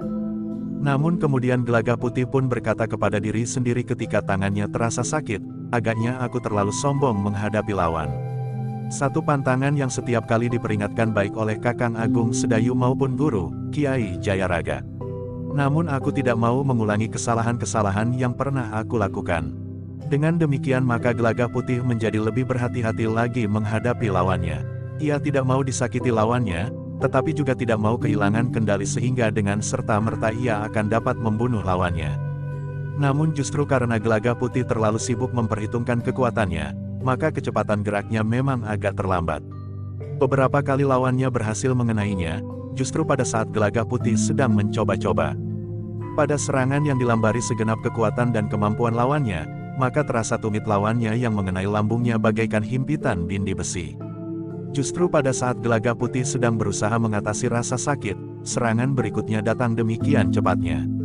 Kaki lawannya yang berputar, tepat mengenai dadanya. Gelagah Putih terlempar beberapa langkah surut. Namun ia masih sempat berguling dan melenting berdiri. Namun serangan berikutnya telah memburunya. Agaknya lawannya tidak mau melepaskannya, karena menurut perhitungannya, Gelagah Putih telah terdesak sehingga tidak mampu lagi berbuat banyak. Semakin cepat orang itu mengakhiri perlawanan Gelagah Putih, berarti semakin banyak pula kesempatannya untuk membantu kawan-kawan. Tetapi ternyata Gelagah Putih tidak membiarkan dirinya dikenai lagi oleh serangan lawannya. Karena itu, maka dengan tangkasnya ia pun segera mengelak sambil menahan sakit di lambung dan dadanya. Gelagah Putih bukan hanya bergeser selangkah, tetapi sekaligus beberapa langkah untuk mengambil jarak. Jangan lari, geram lawannya yang berdiri tegak menghadap ke arahnya. Gelagah Putih yang telah berhasil mengambil jarak telah berdiri tegak pula. Perlahan-lahan perasaan sakit di lambungnya pun menjadi semakin menghilang. Sehingga akhirnya ia telah siap menghadapi segala kemungkinan. Sementara itu, Gelagah Putih yang sedang mengamati tingkat kemampuannya sendiri itu, telah menempatkan dirinya pada satu tataran, bahwa ia tidak akan disakiti lagi oleh lawannya. Ketika lawannya maju selangkah Gelagah Putih pun berkata, aku tidak akan lari Kisanak. Mungkin aku telah terdesak, tetapi aku akan menyelesaikan pertempuran ini dengan sikap seorang prajurit. Bagus, sahut lawannya, aku juga seorang prajurit. Aku akan dapat menilai, apakah kau memang benar-benar seorang prajurit. Keduanya pun kemudian telah bersiaga sepenuhnya. Sejenak mereka masih bergeser saling mendekat. Namun tiba-tiba saja lawan Gelagah Putih itu meloncat menyerang dengan kecepatan yang sangat tinggi.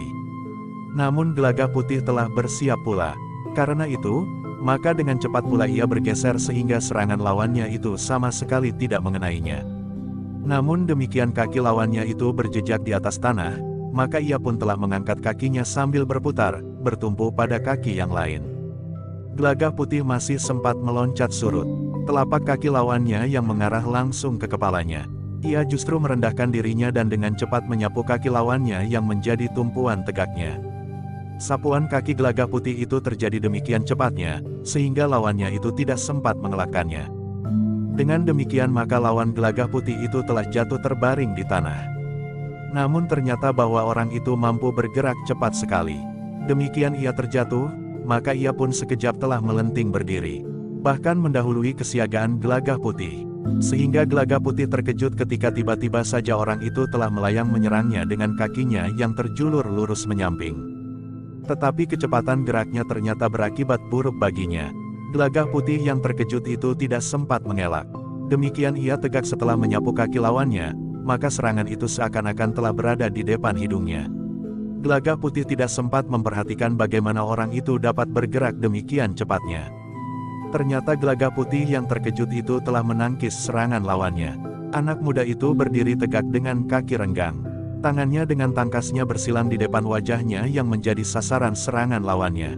Demikian kaki lawannya menyentuh tangannya, Gelagah Putih telah menghentakkannya dengan keras mendorong kaki lawannya itu. Pada saat yang demikian itulah, maka Gelagah Putih agak lepas dari pengamatannya atas kekuatannya sendiri. Benturan yang terjadi ternyata benar-benar mengejutkan. Gelagah Putih memang tergetar setapak surut, namun lawannya ternyata telah terlempar beberapa langkah. Dengan kerasnya ia terbanting di tanah. Kakinya serasa patah dan tulang-tulangnya bagaikan mencuat ke dalam tubuhnya, punggungnya yang membentur tanah yang keras seraya remuk pada sendi-sendinya. Terdengar orang itu mengadu kesakitan. Ketika ia berusaha untuk bangkit berdiri, maka tiba-tiba ia telah terjatuh kembali. Bahkan rasa-rasanya dunia pun telah menjadi gelap. Seorang di antara kawan-kawan bergegas mendekatinya. Yang lain mencoba melindunginya. Ketika kawannya yang menolongnya itu berjongkok dan mengamatinya, maka ternyata orang itu telah pingsan. Gelagah Putih berdiri termangu-mangu. Tetapi dadanya menjadi berdebaran. Hampir di luar sadarnya ia berdesis, apakah ia mati? Tidak ada jawaban, namun seorang telah menyerangnya dengan garangnya pula. Tetapi sebelum serangan itu menyentuhnya, seorang prajurit dari pasukan berkuda telah memotong serangan itu dengan pedang terjulur, sehingga orang itu telah menggeliat dan berputar menghadapi prajurit itu. "Kau mempunyai kemungkinan lebih baik melawanku daripada melawannya," berkata prajurit berkuda itu. "Persetan," geram lawannya. Gelagah Putih masih termangu-mangu, sementara pertempuran di halaman itu masih berlangsung dengan sengit. Tetapi sebenarnya lah bahwa prajurit Mataram memang telah mulai menguasai keadaan. Di beberapa bagian dari pertempuran itu satu dua orang yang semula berada di rumah Kiai Sasak itu telah melepaskan senjatanya, sedangkan yang lain terbaring diam dengan luka menganga di tubuhnya. Di sudut yang lain, Agung Sedayu masih bertempur melawan orang yang memegang pimpinan di lingkungan halaman rumah Kiai Sasak itu. Orang yang semula dipersiapkan untuk menguasai Kiai Sasak apabila orang itu tiba-tiba menjadi liar. Ternyata bahwa orang itu memang berilmu tinggi. Orang itu mampu bergerak sangat cepat serta kekuatannya pun bagaikan berlipat dengan kekuatan orang kebanyakan. Namun agaknya orang itu sempat melihat, bagaimana kepercayaannya telah jatuh di tangan seorang anak yang masih muda sekali, justru dalam pertempuran tanpa senjata. Orang itu tidak mau melakukan kesalahan yang sama dengan pengikutnya yang terpercaya itu.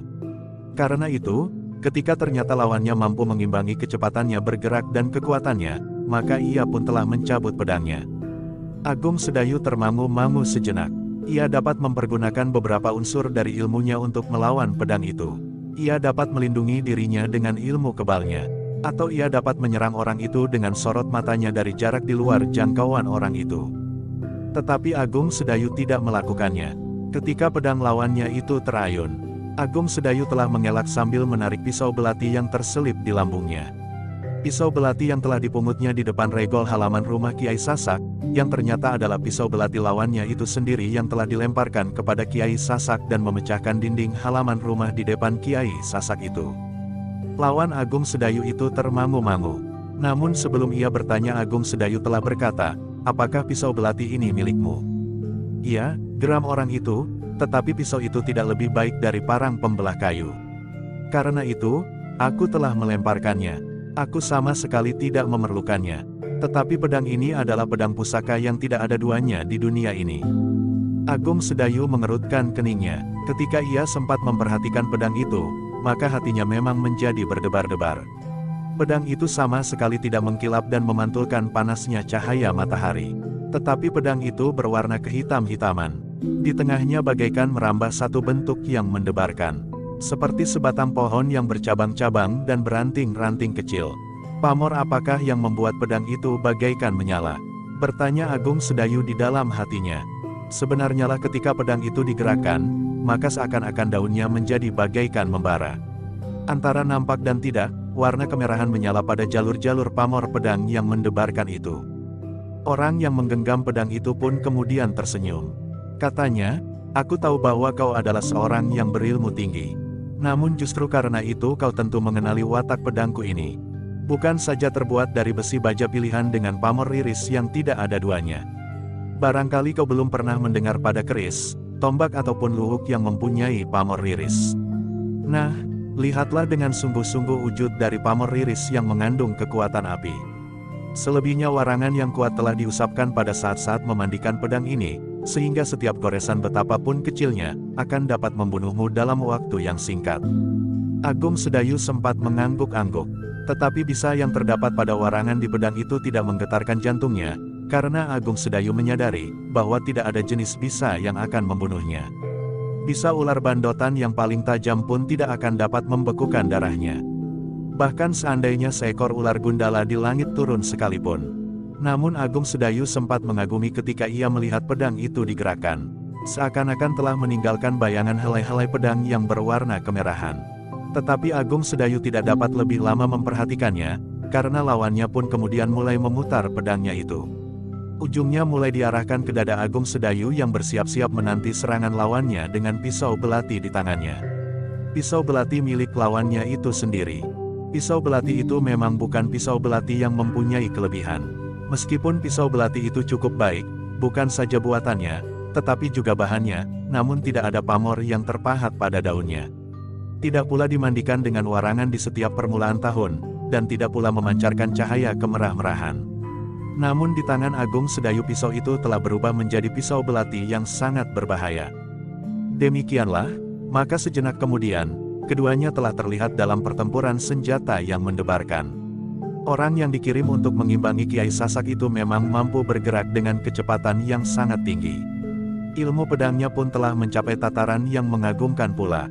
Apalagi ia memiliki senjata yang lebih baik dari senjata lawannya. Namun ketika kedua senjata itu mulai bersentuhan, orang itu memang terkejut. Ia merasakan betapa kuatnya hentakan pisau belati yang berada di tangan lawannya itu. Dengan demikian maka pertempuran antara keduanya semakin lama menjadi semakin sengit. Keduanya berloncatan dengan cepat dan berputaran sambil menggerakkan senjata masing-masing. Beberapa orang yang menyaksikan pertempuran itu menjadi berdebar-debar, karena pedang lawan Agung Sedayu itu pun seakan-akan telah berubah menjadi berpuluh-puluh pedang yang membara. Dalam pada itu, pertempuran di halaman itu pun telah menjadi semakin susut. Di beberapa tempat, beberapa orang masih bertahan. Namun di tempat lain, di antara mereka yang berada di rumah Kiai Sasak itu telah menyerah. Gelagah Putih sendiri telah memaksa seorang lagi untuk menyerah di samping orang yang pingsan itu. Namun ketika Gelagah Putih sempat melihat pedang lawan Agung Sedayu itu menjadi berdebar-debar pula. Kepada prajurit Mataram yang ada di sebelahnya ia menyerahkan pengamatan orang yang pingsan itu. "Berhati-hatilah," berkata Gelagah Putih, "jika ia mulai sadar, jangan menungguinya sendiri. Orang itu berilmu tinggi." Prajurit itu mengangguk, tetapi agaknya ia masih belum memerlukan kawan, karena orang itu masih saja pingsan. Dua orang kawannya yang telah menyerah telah mencoba untuk membangunkannya. Atas izin dan dikawal oleh seorang prajurit Mataram, kawan orang yang pingsan itu telah mengambil air yang kemudian setitik demi setitik diteteskan pada bibir orang yang pingsan itu. Sementara itu Gelagah Putih telah melangkah mendekati arena pertempuran antara Agung Sedayu dan lawannya. Bahkan kemudian Panglima Pasukan Berkuda, yang menganggap bahwa tugasnya untuk menangkap orang-orang yang berada di dalam rumah Kiai Sasak itu telah selesai sebagian besar, maka ia pun telah bergerak mendekati arena yang tersisa. Terutama pertempuran antara Agung Sedayu dan lawannya yang datang khusus untuk menghadapi Kiai Sasak jika ia memberontak. Tetapi yang ternyata kemudian telah berhadapan dengan seorang yang bernama Agung Sedayu. Namun beberapa saat kemudian, orang itu mengumpat-umpat kasar. Ternyata pedangnya yang tidak ada duanya itu, tidak dapat dengan cepat mengakhiri perlawanan Agung Sedayu yang hanya membawa sebuah pisau belati yang agak panjang. Namun yang menurut wujud kewadagannya tidak seimbang dengan pedang pusakanya. Ketika pedangnya yang pilihan itu pada satu kali diayunkannya kuat-kuat mengarah ke leher Agung Sedayu, ia sudah mengira bahwa pertempuran akan berakhir. Agung Sedayu yang baru saja memutar tubuhnya menghindari serangan sebelumnya itu, agaknya sudah tidak sempat menghindar lagi. Karena itu, maka Agung Sedayu harus menangkis pedang pusaka yang tidak ada duanya itu dengan sebuah pisau belati. Lawannya menjadi pasti, bahwa pisau belati yang jauh lebih kecil itu akan tidak mampu menahan arus ayunan pedangnya betapa kuat tangan yang memeganginya. Apalagi pedangnya itu bukan pedang kebanyakan. Bahkan seandainya pedangnya itu hanya mampu menggores kecil, seujung rambut sekalipun, maka goresan kecil itu sudah akan dapat membunuh dengan cepat. Tetapi ternyata dugaan orang itu keliru. Ketika pedangnya itu membentur pisau belati di tangan Agung Sedayu, maka rasa-rasanya pedangnya telah menghantam Bukit Baja. Bunga api telah memercik dari benturan itu, sementara tangan lawan Agung Sedayu itu justru terasa pedih. Untunglah bahwa orang itu masih mampu mempertahankan pedangnya sehingga tidak terlepas. Namun dengan demikian, orang yang menjadi terkejut itu telah meloncat beberapa langkah surut untuk mengambil jarak, seakan-akan ia ingin melihat apa yang sebenarnya telah terjadi. Agung Sedayu tidak segera memburunya. Ia memang telah dengan sengaja membentur kekuatan lawannya. Selagi lawannya itu masih berusaha mengurai apa yang terjadi, maka Agung Sedayu pun kemudian berkata, "Kisanak, lihatlah apa yang telah terjadi di halaman ini. Orang-orangmu telah menyerah selain yang dengan menyesal telah terbunuh dalam pertempuran ini. Sekarang, bagaimana dengan kau? Sudah barang tentu kau tidak akan dapat bertempur sendiri melawan kami, seluruh pasukan Mataram yang bertugas di sini." Tetapi wajah orang itu justru menjadi merah membara. Katanya, "Kau telah menghina kami. Kami tidak akan pernah menyerah apapun yang terjadi. Kami hanya akan menyerah kepada maut." "Kisanak," berkata Agung Sedayu pula, "kenapa kau ingkar pada kenyataan yang kau lihat? Lihatlah, aku tidak akan menyerang saat kau memperhatikan seisi halaman itu. Bukankah orang-orangmu telah menyerah? Bagaimana mungkin kau dapat mengingkari kenyataan di depan matamu sendiri?" Orang itu menggeram. Katanya, "Mereka adalah pengecut-pengecut yang tidak mempunyai arti lagi bagiku. Apapun yang mereka lakukan, aku tidak peduli.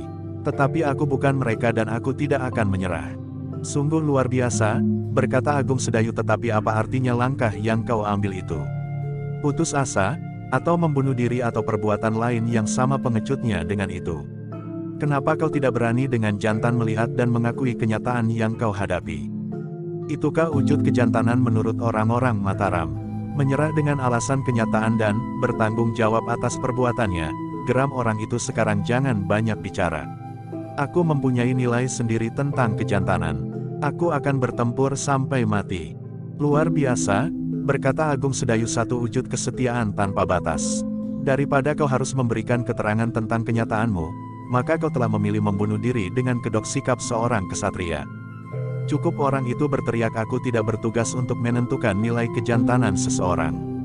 Katakan apa saja menurut kepentinganmu. Aku tidak perlu. Sekarang kau harus mati. Apakah kau akan mati sebagai kesatria atau sebagai seorang pengecut? Aku pun tidak peduli. Kita masing-masing mempunyai kepentingan dengan penilaian itu." Orang itu berhenti sejenak. Lalu, "Nah, jika kau takut bertempur seorang diri, maka majulah bersama-sama. Goresan-goresan pedangku akan membunuh sekalian banyak orang-orang Mataram yang pengecut." Agung Sedayu menarik nafas dalam-dalam. Namun ia melangkah maju sambil menggeleng. Katanya, "Tidak, aku tidak akan bertempur bersama siapapun. Kita akan melihat, siapakah di antara kita yang memiliki kemampuan lebih baik." "Bagus," orang itu masih berteriak, "kau pun ternyata ingin disebut seorang laki-laki. Jika demikian, matilah sebagai laki-laki sejati. Bukankah kita sepakat, bahwa kita tidak peduli sebagai apapun kita akan mati?" sahut Agung Sedayu. Wajah orang itu menjadi tegang. Agaknya ia masih akan berbicara. Namun tiba-tiba saja ia telah mengerahkan segenap kekuatan dan kemampuannya, sehingga ia mampu bergerak dengan kecepatan yang tidak dapat diikuti dengan pandangan mata kewadagan. Pedangnya telah terjulur lurus kepada Agung Sedayu yang nampaknya tidak menduga bahwa hal itu akan terjadi. Namun Agung Sedayu yang ilmunya sudah mapan itu, tidak membiarkan dadanya dikenai pedang lawannya, meskipun ia sudah menyiagakan ilmu kebalnya. Karena itu, maka ia pun telah menangkis serangan yang datang bagaikan petir menyambar di udara itu. Sekali lagi terjadi benturan. Serangan itu demikian cepatnya sehingga ternyata bahwa Agung Sedayu tidak sepenuhnya dapat menggeser arah serangan itu. Namun Agung Sedayu yang siap untuk memulai lagi dengan pertempuran itu telah tertegun. Lawannya ternyata telah meloncat mengambil jarak. Terdengar orang itu tertawa berkepanjangan. Di sela-sela suara tertawanya ia berkata, "Kisanak yang perkasa, kau tidak usah membanggakan ilmumu lagi. Sebentar lagi kau akan mati.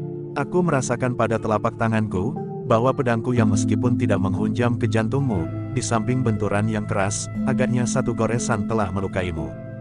Agung Sedayu menarik nafas dalam-dalam. Tetapi ia berkata, "Kau salah Kisanak. Senjatamu sama sekali tidak menyentuh aku. Dalam benturan yang keras, kau agaknya telah kehilangan pengamatan atas indera perasaanmu." "Persetan," geram orang itu. Namun ia memang tidak melihat luka di lengan Agung Sedayu. Dengan demikian maka ia pun telah meloncat menyerang dengan garangnya. Segenap kemampuannya telah dikerahkan untuk dapat sekedar menyentuh tubuh Agung Sedayu dan melukai kulitnya. Sebenarnya lah bahwa pedangnya yang pilihan, kemarahan yang bergejolak di dalam dada, dilambari dengan ilmunya yang mampu mendorong setiap gerak dan langkahnya menjadi sangat tangkas, cekatan dan cepat, telah membuat perlawanan Agung Sedayu menjadi agak sibuk. Namun Agung Sedayu sendiri memang tidak merasa tergesa-gesa. Pertempuran di seluruh halaman itu sudah dapat disebut berakhir. Orang yang tersisa telah menyerah. Namun ternyata pedang di tangan orang itu benar-benar pedang yang jarang ada duanya. Pedang itu seakan-akan mempunyai mata pada ujungnya serta mampu bergerak menuntun gerak tangan pemiliknya. Dengan demikian, maka ujung pedang itu pun telah mampu menembus pertahanan Agung Sedayu yang hanya mempergunakan sebilah pisau belati yang terlalu pendek dibanding dengan pedang pusaka itu. Agung Sedayu sendiri tidak terkejut ketika ujung pedang itu menyentuh tubuhnya. Untuk meyakinkan bahwa ujung pedang itu tidak akan menembus pertahanan ilmu kebalnya, maka Agung Sedayu telah bergeser surut. Namun ujung pedang itu benar-benar mengenainya. Sekali lagi lawannya meloncat mengambil jarak. Sekali lagi orang itu tertawa berkepanjangan. Katanya, "Kau tidak akan dapat ingkar dari kenyataan itu Kisanak. Ujung pedangku telah menembus lambungmu. Luka itu agaknya memang tidak terlalu dalam karena kau sempat bergeser surut. Tetapi luka yang kecil itu akan membunuhmu sebentar lagi." Tetapi Agung Sedayu sama sekali tidak menunjukkan kecemasannya. Ia berdiri saja tegak sambil menggenggam pisau belatinya. "Hei, kau akan mati." Kau dengar orang itu berteriak ketika ia melihat Agung Sedayu sama sekali tidak memberikan kesan bahwa ia mencemaskan keadaan dirinya. "Kisanak," berkata Agung Sedayu kemudian, "sayang bahwa pedangmu terlalu tumpul. Warangan di daun pedangmu tidak akan dapat berpengaruh atas lawanmu jika kau tidak melukainya." Wajah orang itu menjadi tegang. Ia yakin bahwa ia telah mengenai tubuh lawannya. Telapak tangannya merasakan sentuhan itu. Tetapi ia memang tidak melihat luka pada tubuh lawannya itu. "Ilmu iblis manakah yang kau miliki?" geram orang itu. "Bukan ilmu iblis," jawab Agung Sedayu, "karena itu menyerahlah. Kau tidak mempunyai pilihan Kisanak." "Jangan menghina aku begitu," geram orang itu, "kita akan bertempur sampai salah seorang di antara kita mati." Agung Sedayu menarik nafas dalam-dalam. Orang itu memang terlalu keras hati. Namun dalam pada itu, tiba-tiba saja mereka dikejutkan oleh suara seseorang Kisanak. "Minggirlah, orang itu berkepentingan dengan aku. Apalagi pedangnya sangat berbahaya." Ketika Agung Sedayu berpaling, dilihatnya Kiai Sasak berdiri beberapa langkah di belakangnya. Ia baru saja memasuki halaman itu lewat dinding yang telah dipecahkan oleh Agung Sedayu. "Kau Kiai Sasak?" geram orang yang memiliki pedang yang jarang ada bandingannya itu. "Bukankah kau dikirim untuk membayangi aku?" bertanya Kiai Sasak. "Ya," jawab orang itu. "Bagus. Jika demikian, kau harus melawan aku. Kau tidak boleh berhadapan dengan siapapun, apalagi dengan pedang pusakamu itu," berkata Kiai Sasak. Gelagah Putih menarik nafas dalam-dalam. Karena Agung Sedayu tidak memperlihatkan kelebihannya, maka Kiai Sasak agaknya kurang yakin bahwa Agung Sedayu itu akan dapat memenangkan pertempuran itu. Tetapi sudah barang tentu bahwa Gelagah Putih tidak dapat berteriak memuji Agung Sedayu, bahwa ia tentu akan menang melawan orang itu meskipun bersenjata petir sekalipun. Namun dalam pada itu, Agung Sedayu berkata, "Sudahlah Kiai. Seperti yang aku katakan, lindungi anak dan istri Kiai. Aku, petugas yang ditunjuk oleh Panembahan Senapati, biarlah menyelesaikan orang-orang itu. Tetapi yang seorang ini lain bagiku. Ia mempunyai beberapa kepentingan untuk datang kemari. Apalagi karena ia memang ditugaskan untuk melawan aku. Aku tidak akan mengecewakannya. Apapun yang akan terjadi, geram Kiai Sasak. Agung Sedayu termangu-mangu. Sementara itu Kiai Sasak berkata, "Tunggulah sebentar." Kiai Sasak tidak menunggu jawaban. Tetapi ia pun segera melangkah menuju ke pendapa rumahnya. Namun Kiai Sasak tidak berhenti di pendapa. Ia langsung melintasi peringgitan dan masuk ke dalam rumahnya. Apa yang akan dilakukan setan itu? Geram orang yang berpedang pusaka. Agung Sedayu menggeleng. Katanya, "Aku tidak tahu. Tetapi apakah kau menerima tantangannya? Sudah aku katakan, siapapun yang akan melawan aku, akan aku binasakan. Aku lebih senang jika kau berdua bersama Kiai Sasak bertempur melawan aku." Dengan demikian maka aku akan cepat selesai, orang itu hampir berteriak. Agung Sedayu tidak menjawab. Ketika ia melihat Kiai Sasak keluar dari ruang dalam, maka di punggungnya terselip sebuah keris yang besar dan panjang. Keris yang khusus karena ukurannya yang jauh lebih besar dari keris kebanyakan. "Oh," desis orang yang memang dikirim untuk membayanginya, "kau mengambil senjatamu." Kiai Sasak tidak menjawab. Demikian ia berdiri di hadapan orang itu, maka ia pun telah mencabut kerisnya lewat di atas pundaknya.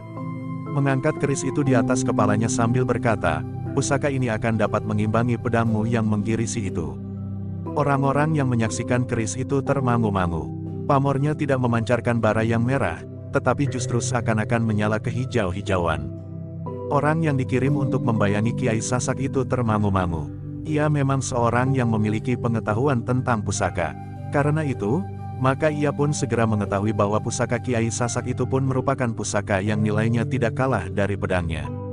"Aku sembunyikan senjataku ini, sehingga orang-orang tidak menemukannya," berkata Kiai Sasak sambil menggerakkan kerisnya. Lawan Agung Sedayu yang termangu-mangu itu bagaikan terbangun dari lamunannya. Ia pun segera membentak cepat, "Kita akan membuat perhitungan." Kiai Sasak menarik nafas dalam-dalam. Katanya, "Memang tidak ada orang lain yang lebih berhak menghadapimu daripada aku." Agung Sedayu itu pun tidak mungkin lagi dapat mencegah Kiai Sasak. Ternyata orang itu pun memiliki harga diri yang tinggi, sehingga ia merasa wajib untuk menghadapi orang yang memang dipersiapkan menjadi lawannya itu. Demikianlah, maka Agung Sedayu pun kemudian telah bergeser menjauhi lawannya, sementara Kiai Sasak telah memasuki arena. "Hati-hatilah Kakang," terdengar suara seorang perempuan. Agung Sedayu pun kemudian melihat istri dan anak Kiai Sasak itu berdiri termangu-mangu. Di sebelah-menyebelahnya dua orang prajurit Mataram berjaga-jaga melindungi mereka. Istri dan anaknya telah dititipkan kepada prajurit-prajurit itu, berkata Agung Sedayu di dalam hatinya. Demikianlah, sejenak kemudian kedua orang itu telah memulai menggerakkan senjatanya. Kedua senjata itu benar-benar mendebarkan. Jika senjata orang yang memang dipersiapkan untuk melawan Kiai Sasak itu bagaikan membara, serta setiap gerakannya, seakan-akan meninggalkan beberapa lembar bayangan daun pedang, maka keris Kiai Sasak pun seakan-akan telah menyala. Cahaya yang berwarna kehijau-hijauan kadang-kadang seperti bersinar menyilaukan. Namun kemudian telah hilang dengan sendirinya. Tetapi beberapa saat kemudian cahaya itu telah datang lagi hinggap di daun keris yang besar itu. Beberapa saat kemudian, maka keduanya telah mulai saling menyerang. Senjata mereka bergerak berputaran, sekali menyambar, kemudian terayun mendatar dan mematuk mengerikan. Agung Sedayu, Gelagah Putih, panglima pasukan berkuda dan mereka yang menyaksikan pertempuran itu menjadi berdebar-debar. Kiai Sasak sendiri tentu tidak mau dicampuri persoalannya, sebagaimana sikap dan harga dirinya.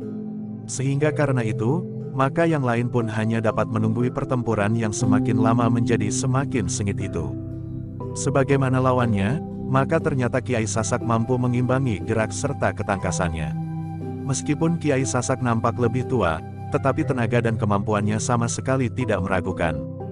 Sekali-sekali kedua senjata yang jarang ada bandingnya itu telah berbenturan. Bunga api telah bertaburan melontarkan warna-warna kemerah-merahan dan kehijau-hijauan.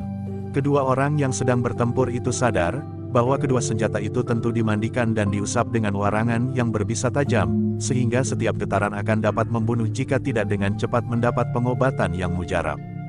Karena itu, maka keduanya menjadi sangat berhati-hati. Mereka berusaha agar ujung-ujung senjata tidak menyentuh kulit mereka. Dengan demikian, maka pertempuran itu menjadi semakin seru. Namun kadang-kadang pertempuran itu menjadi lamban oleh sikap hati-hati mereka. Tetapi gejolak di dalam dada kedua orang itu kadang-kadang telah mendorong mereka untuk mengerahkan segenap kemampuan dan ilmu mereka sehingga keduanya bergerak semakin cepat. Namun bila perhitungan mereka mulai ikut berbicara, maka mereka menjadi lebih berhati-hati. Agung Sedayu, Gelagah Putih dan orang-orang yang menyaksikan pertempuran itu menjadi berdebar-debar. Istri dan anak perempuan Kiai Sasak itu pun menjadi gelisah pula menyaksikan pertempuran yang kadang-kadang membingungkan mereka.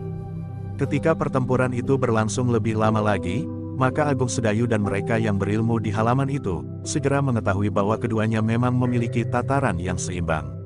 Namun bahwa Kiai Sasak masih mempunyai tenaga yang utuh, ternyata mempunyai pengaruh juga.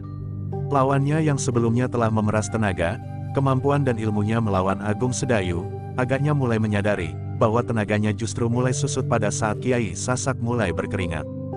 Karena itu, maka lawan Kiai Sasak itu harus membuat perhitungan yang mapan untuk mengatasinya. Namun sebelum orang itu menemukan cara yang terbaik, agaknya Kiai Sasak telah melihat keadaan itu. Dalam benturan-benturan yang terjadi, maka terasa bahwa tenaga lawannya mulai berkurang meskipun sangat perlahan-lahan. Dalam keadaan yang demikian, maka Kiai Sasak justru mempergunakan kesempatan itu sebaik-baiknya. Ia telah membuat perhitungan sebaik-baiknya atas lawannya. Bagi Kiai Sasak ada dua kemungkinan yang dapat ditempuh. Ia justru berusaha membuat pertempuran itu menjadi semakin lama dengan loncatan-loncatan panjang, sehingga pada saatnya lawannya itu benar-benar kehabisan tenaga, atau justru ia harus mengerahkan segenap kemampuannya, untuk dengan cepat menguras tenaga lawannya. Mula-mula Kiai Sasak memang menempuh pilihan yang pertama. Ia berusaha memaksa lawannya untuk bertempur dengan gerak yang lebih lamban tetapi mempergunakan arena yang lebih luas. Namun lawannya bukannya orang yang tidak mampu berpikir dan menilai rencananya. Lawannya sama sekali tidak berpengaruh oleh geraknya yang panjang dan loncatan-loncatannya yang jauh. Karena itu, maka lawan Kiai Sasak itu berusaha untuk tidak terseret ke dalam pertempuran pada jarak yang luas. Ia tidak dengan serta-merta memburu lawannya jika lawannya meloncat menjauh. Tetapi ia justru bagaikan lebih maritet tegak di atas bumi yang diinjaknya. Hanya sekali-sekali saja ia bergerak, berputar jika Kiai Sasak berloncatan, mengelilinginya. Kiai Sasak akhirnya menyadari bahwa lawannya justru mulai mengekang diri. Karena itu, maka ia memang tidak mempunyai pilihan lain. Ia harus memaksa lawannya untuk bertempur dengan mengerahkan segenap kemampuan dan kekuatan serta tenaga yang ada. Ia harus memeras sisa-sisa tenaga yang ada pada lawannya itu, sehingga ia benar-benar menjadi kelelahan. Demikianlah, maka irama pertempuran itu pun tiba-tiba telah berubah. Kiai Sasak telah bertempur pada jarak yang lebih pendek. Namun ia telah mengerahkan segenap kemampuan ilmunya untuk memeras tenaga lawannya yang masih ada. Lawannya mengumpat kasar, namun pedangnya yang berwarna bara itu berputar lebih cepat.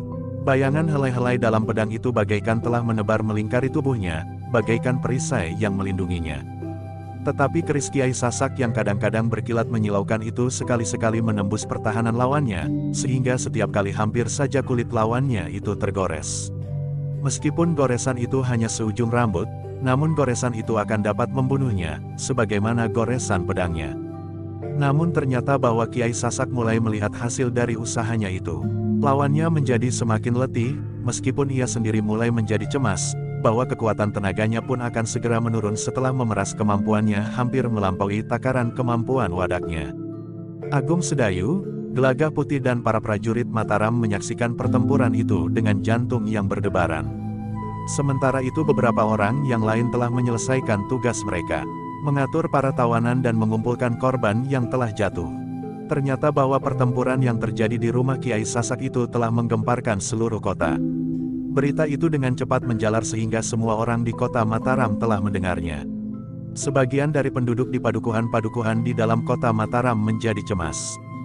Mereka telah bersiap-siap mengumpulkan barang-barang mereka yang berharga, sehingga jika setiap saat mereka memang harus pergi mengungsi, maka barang-barang mereka yang berharga akan dapat mereka bawa. Tetapi sebagian yang lain, justru berusaha untuk mendapatkan keterangan lebih jauh. Bahkan ada di antara mereka yang telah mencoba untuk melihat-lihat apa yang telah terjadi. Namun dalam pada itu, jalan-jalan yang menuju ke arena pertempuran itu telah ditutup. Sekelompok pasukan memang telah mendapat perintah secara khusus pula untuk menjaga jalan-jalan dan bahkan ketenangan kota Mataram, sedangkan di barak-barak para prajurit yang lain berada dalam kesiagaan tertinggi. Panembahan Senapati bersama Ki Mandaraka tidak henti-hentinya menerima laporan tentang perkembangan keadaan. Bahkan keadaan yang terakhir pun telah diketahui pula oleh keduanya. Seorang penghubung telah melaporkan bahwa Kiai Sasak telah mengambil alih lawan Agung Sedayu. Namun sementara itu, pertempuran di rumah Kiai Sasak itu telah dianggap selesai. Kenapa Agung Sedayu melepaskan lawannya? Bertanya Panembahan Senapati. Kiai Sasak tidak lagi dapat dicegah. Ia merasa bahwa orang itu memang disiapkan untuk menjadi lawannya, jawab penghubung itu. Apakah Agung Sedayu memang sudah mencoba mencegahnya? Bertanya Panembahan Senapati. Ampun Panembahan, hamba melihat bagaimana Agung Sedayu berusaha untuk meyakinkan Kiai Sasak bahwa ia bertugas untuk menangkap orang itu, jawab penghubung itu. Panembahan Senapati mengangguk-angguk, namun kemudian katanya, kembalilah. Sampaikan perintahku. Agung Sedayu harus berusaha menangkap orang itu hidup-hidup. Aku tidak mau orang itu terbunuh dalam pertempuran. Jika ia bertempur melawan Kiai Sasak, menilik laporanmu, maka salah seorang di antara keduanya atau bahkan kedua-duanya dapat mati. Jika senjata mereka menggores lawan yang mungkin kedua-duanya, maka mereka akan mati semuanya. Padahal aku berkepentingan dengan kedua-duanya. Bagaimana jika Kiai Sasak berkeberatan? Bertanya penghubung itu. Katakan, perintah Panembahan Senapati, jawab Panembahan Senapati itu. Aku ingin mempertemukannya dengan Singalui. Penghubung itu pun kemudian mohon diri untuk kembali ke rumah Kiai Sasak. Kudanya dipacu secepat mungkin. Jika pertempuran itu telah berakhir, maka perintah itu tentu tidak akan dapat dilaksanakannya. Ketika kuda itu sampai di depan regol halaman rumah Kiai Sasak yang masih dijaga oleh prajurit Mataram, penghubung itu meloncat turun. Dengan tergesa-gesa ia berlari memasuki regol. Namun langkahnya tertegun. Demikian ia berada di halaman, maka yang dilihatnya adalah bagian terakhir dari pertempuran itu. Ia masih melihat lawan Kiai Sasak itu meloncat menikam. Namun Kiai Sasak sempat bergeser ke samping. Demikian pedang lawannya itu bergetar di sebelah lambungnya, maka Kiai Sasak telah mengayunkan kerisnya mendatar. Lawannya memang menangkis serangan itu, sehingga terjadi benturan yang keras. Namun keris itu bagaikan menggeliat berputar dan terayun cepat. Lawan Kiai Sasak meloncat menghindar. Namun ternyata bahwa karena tenaganya yang telah susut, maka gerakannya pun menjadi lebih lamban. Ujung keris Kiai Sasak lebih cepat mendahului loncatannya. Karena itu, maka ujung keris Kiai Sasak itu masih juga menggores lambungnya. Mengoyak pakaiannya, namun juga kulitnya.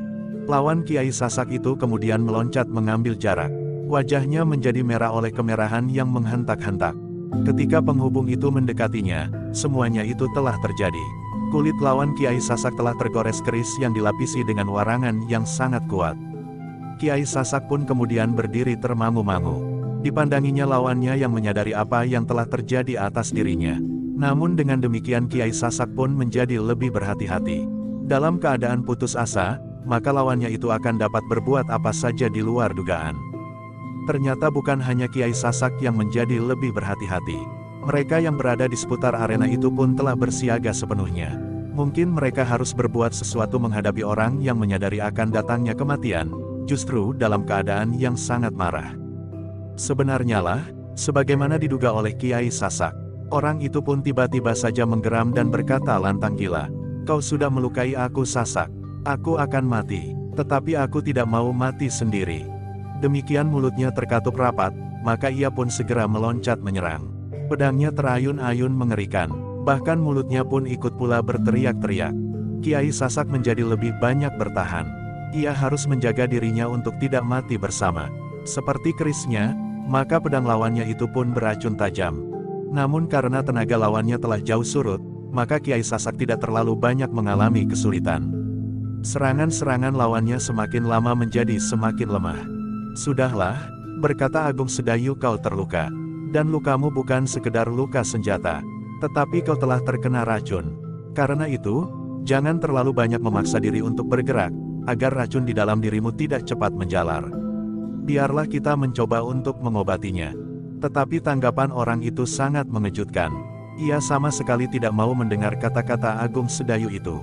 apalagi mencoba melakukannya. Bahkan tiba-tiba saja ia telah mengalihkan serangannya yang garang, dilambari dengan segenap sisa tenaganya, kepada Agung Sedayu. Pedangnya terayun dengan derasnya mengarah ke leher. Jika sasarannya lengah dan wadak sewantah, maka ayunan pedang itu benar-benar akan dapat melepaskan kepala Agung Sedayu itu dari tubuhnya. Tetapi ternyata Agung Sedayu tidak lengah meskipun ia agak terkejar karena ia sama sekali tidak menduga serangan berikutnya memang ditujukan kepadanya. Dengan pisau belati yang masih ada di tangannya, Agung Sedayu memang menangkis serangan itu. Tetapi setelah benturan yang keras terjadi, orang itu telah mendapatkan segenap tenaganya kembali oleh dorongan kemarahan yang meluap di dadanya. Sekali lagi Agung Sedayu terkejut. Orang yang kelelahan itu ternyata masih mampu membuat gerakan yang demikian cepatnya, yang seakan-akan tidak dapat diikuti oleh pandangan mata wadak. Agung Sedayu tidak menangkis serangan itu, tetapi ia telah bergerak setapak mundur. Namun orang itu seakan-akan telah memperhitungkannya. Ia justru mendesak maju selangkah. Pedangnya yang bagaikan menggeliat itu tiba-tiba telah mematuk dada Agung Sedayu. Agaknya orang itu telah bergerak dengan dorongan nalurinya sebagai seorang yang mempunyai ilmu pedang yang tinggi. Meskipun ia tidak sempat lagi mempergunakan nalarnya dengan bening, namun dalam keadaan yang gawat, nalurinya lah yang bekerja dengan cepat dan justru menentukan. Pedang itu memang bagaikan memburu. Agung Sedayu terpaksa bergeser sekali lagi ke samping. Namun ia memang agak terlambat. Ujung pedang itu telah mencabik bajunya dan menggores kulitnya. Orang yang menyerangnya itu tiba-tiba meloncat menjauh. Semua itu terjadi dalam waktu yang sangat singkat. Pada saat Kiai Sasak mengambil keputusan untuk mengambil alih sekali lagi pertempuran itu, orang itu telah tertawa kepanjangan. Aku tidak akan mati sendiri. Kau orang yang telah mengacaukan semua rencanaku di sini, akan mati juga bersamaku. Orang itu berhenti sebentar, lalu kulitmu telah tersentuh ujung pedangku. Nah, marilah, kita bersama-sama mati. Agung Sedayu meraba bajunya yang koyak. Namun tiba-tiba saja ia berkata, apakah kita tidak akan berusaha untuk mengobatinya, Kisanak? Tidak ada gunanya, tidak ada obat yang dapat menghentikan racun warangan di pedangku. Agaknya juga dikeris Kiai Sasak Jahanam itu. Sebenarnya aku ingin membunuhnya, tetapi tubuhku terasa menjadi lemah. Karena itu, marilah, kita mati bersama-sama, berkata orang itu. Agung Sedayu ternyata tidak membantah. Ia pun kemudian telah berlutut mendahului orang yang telah menggoreskan pedangnya. Panglima pasukan berkuda terkejut melihat sikap Agung Sedayu. Juga Kiai Sasak, namun Gelaga Putih sempat memberikan isyarat, agar mereka tidak mencampurinya. Orang-orang di seputar arena itu menjadi tegang. Ketika mereka melihat lawan Agung Sedayu itu juga berlutut, mereka menjadi semakin berdebar-debar. Namun orang itu memang tidak dapat berbuat lain. Sebenarnya niatnya membunuh Kiai Sasak tidak mereda di dalam jantungnya. Tetapi racun yang ada di dalam dirinya telah merambat lewat urat darahnya. Semakin banyak ia bergerak, maka racun itu menjadi semakin cepat bekerja. Sehingga dengan demikian maka tubuh orang itu telah menjadi gemetar. Tetapi orang itu masih juga menggeram, jika aku boleh memilih, maka untuk kawan ke neraka, aku memilih Sasak. Tetapi jika itu gagal, maka kau pun cukup memadai. Agaknya kaulah yang telah mengacaukan semua tugas yang kami lakukan di sini. Agaknya kau pula lah yang telah berusaha membebaskan istri dan anak Sasak yang gila itu. Agung Sedayu menarik nafas dalam-dalam. Sebagai murid Kiai Gringsing yang memiliki pengetahuan tentang pengobatan, maka serba sedikit Agung Sedayu pun mulai mempelajarinya. Apalagi pengetahuan tentang pengobatan itu terdapat pula di kitab Kiai Gringsing yang pernah dibacanya. Karena itu, maka tiba-tiba saja ia pun berkata, Kisanak, marilah, kita mencoba mengobati racun yang ada di dalam diri kita. Tidak ada gunanya, geram orang itu. Kita belum mencoba, berkata Agung Sedayu. Orang itu termangu-mangu ketika Agung Sedayu mengambil obat dari sebuah bumbung kecil di kantung ikat pinggangnya. Diambil sebutir ramuan obat pemunah racun. Makanlah, berkata Agung Sedayu. Tidak ada gunanya orang itu membantah. Agung Sedayu tidak menjawab, tetapi ia pun telah berpura-pura menelan obat itu. Semua orang mengira bahwa Agung Sedayu telah melontarkan sebutir ramuan obat itu ke dalam mulutnya. Gelagah Putih, berkata Agung Sedayu, ambil air. Gelagah Putih tidak menjawab, ia pun kemudian berlari ke sumur di samping rumah itu. Namun ternyata Gelagah Putih masih harus mencari dapur rumah itu untuk mendapatkan sebuah mangkuk. Sambil menunggu Gelagah Putih, Agung Sedayu berkata kepada orang yang terluka itu, makanlah. Mudah-mudahan obat ini ada artinya. Kecuali itu jangan bergerak. Pusatkan daya tahan yang ada dalam dirimu untuk menahan arus bisa itu ke seluruh tubuhmu. Jika bisa itu mencapai jantungnya, maka jantungmu memang akan berhenti berdenyut. Orang itu termangu-mangu, namun tiba-tiba saja Agung Sedayu pun telah bangkit berdiri. Katanya, kau lihat, racun itu tidak lagi merambat semakin dalam di tubuhku. Bahkan terasa racun itu terdorong kembali ke luka di kulitku. Apalagi ketika kemudian Agung Sedayu itu minum seteguk. Katanya, tubuhku menjadi segar. Aku akan sembuh. Orang itu masih tetap termangu-mangu. Namun dengan hati-hati Agung Sedayu, melangkah mendekat sambil mengulurkan sebutir obat.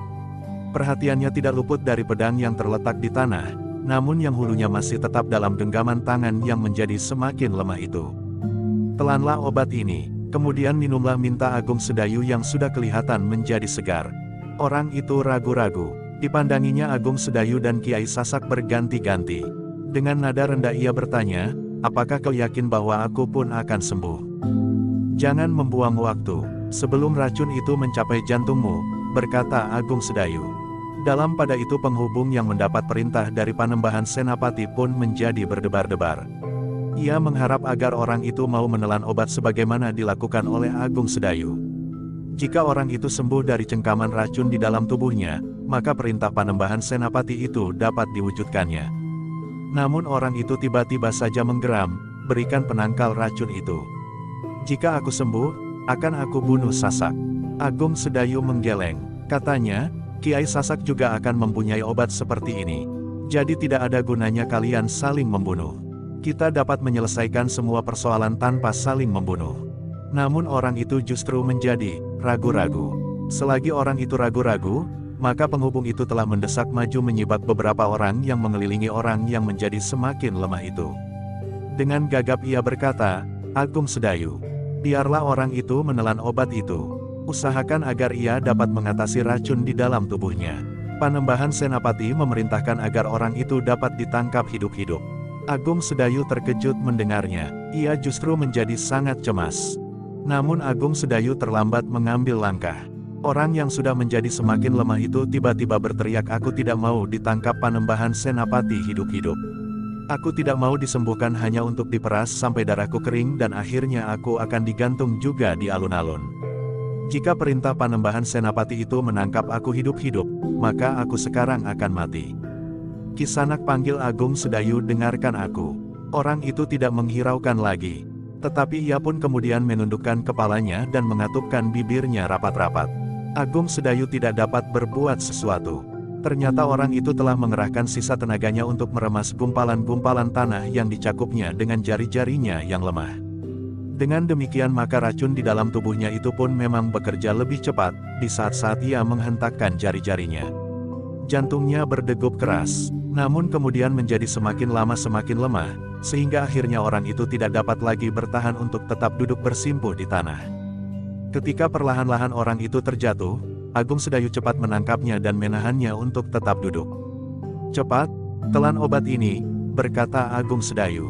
Namun Agung Sedayu sendiri sudah mulai ragu-ragu, apakah obatnya akan dapat mencegah kematian orang itu.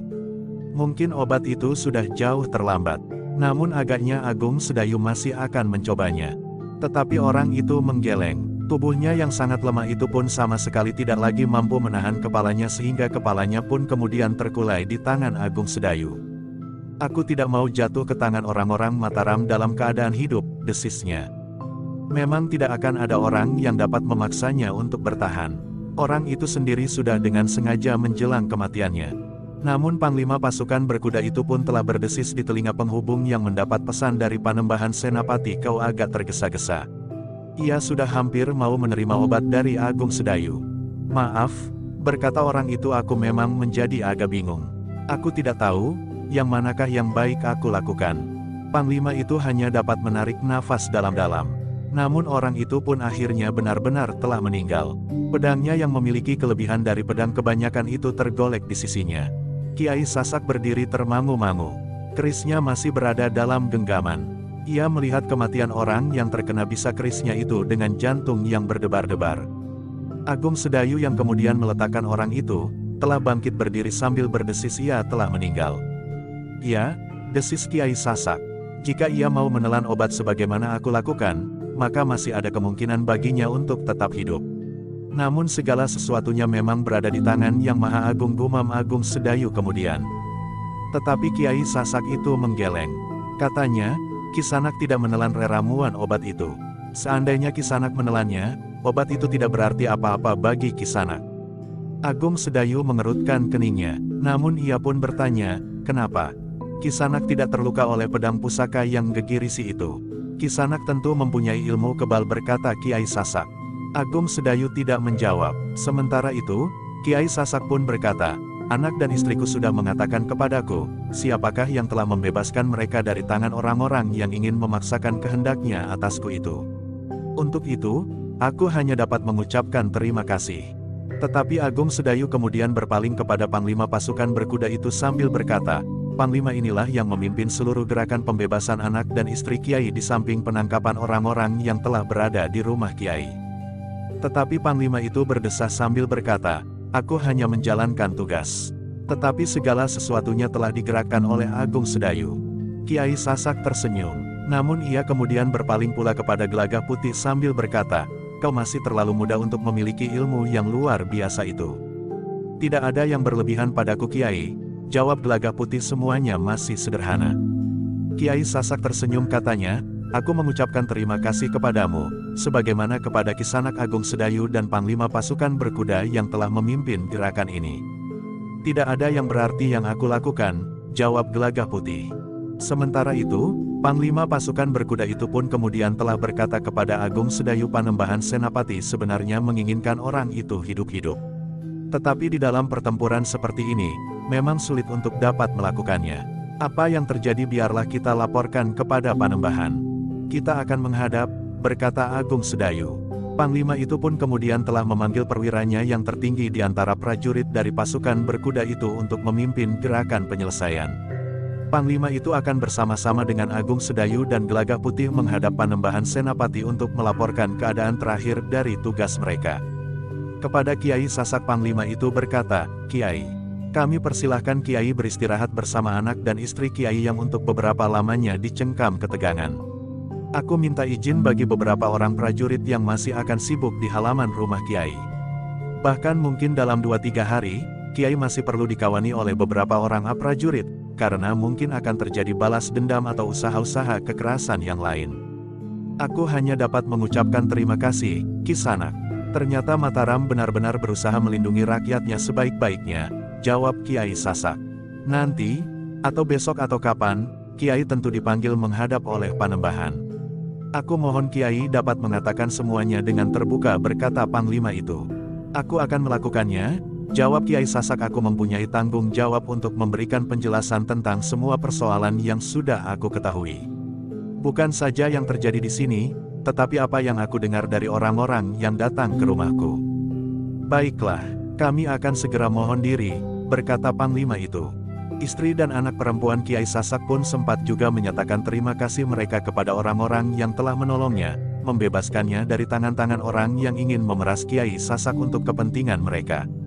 Sepeninggal Panglima pasukan berkuda, Agung Sedayu dan Gelagah Putih, maka prajurit Mataram yang tinggal di rumah Kiai Sasak telah menyelesaikan sisa-sisa tugas mereka. Mengurus tawanan dan mengumpulkan korban yang terluka dan terbunuh. Bahkan kemudian mengatur tugas bagi para prajurit yang untuk sementara masih akan ditempatkan di rumah itu. Dari beberapa orang prajurit yang tinggal itulah, Kiai Sasak telah mendengar semakin banyak tentang Agung Sedayu dan Gelagah Putih. Jadi mereka bukan prajurit Mataram, bertanya Kiai Sasak.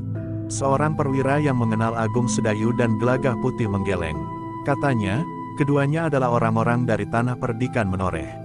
Tetapi Agung Sedayu dikenal oleh Panembahan Senapati sejak mudanya. Sejak Panembahan Senapati masih sering mengembara. Agung Sedayu adalah sahabat Panembahan Senapati dan Pangeran Benawa. Sedangkan Gelagah Putih adalah kawan dekat dan bahkan sudah bagaikan saudara sendiri dari Raden Rangga, putra Panembahan Senapati yang baru-baru saja gugur. Aku memang mendengar serba sedikit tentang Raden Rangga, berkata Kiai Sasak. Namun kemudian sambil menggeleng-gelengkan kepalanya ia berdesis luar biasa. Istri dan anakku tidak tahu, apa sebenarnya yang telah dilakukan oleh mereka berdua di saat-saat mereka memasuki dan membebaskan anak dan istriku itu. Padahal di dalam rumah itu, beberapa orang yang menjaganya dengan golok terhunus telah mengancam untuk membunuh. Agaknya orang-orang itu tidak bermain-main. Namun tanpa diketahui bagaimana terjadinya, maka orang-orang itu telah terlempar jatuh.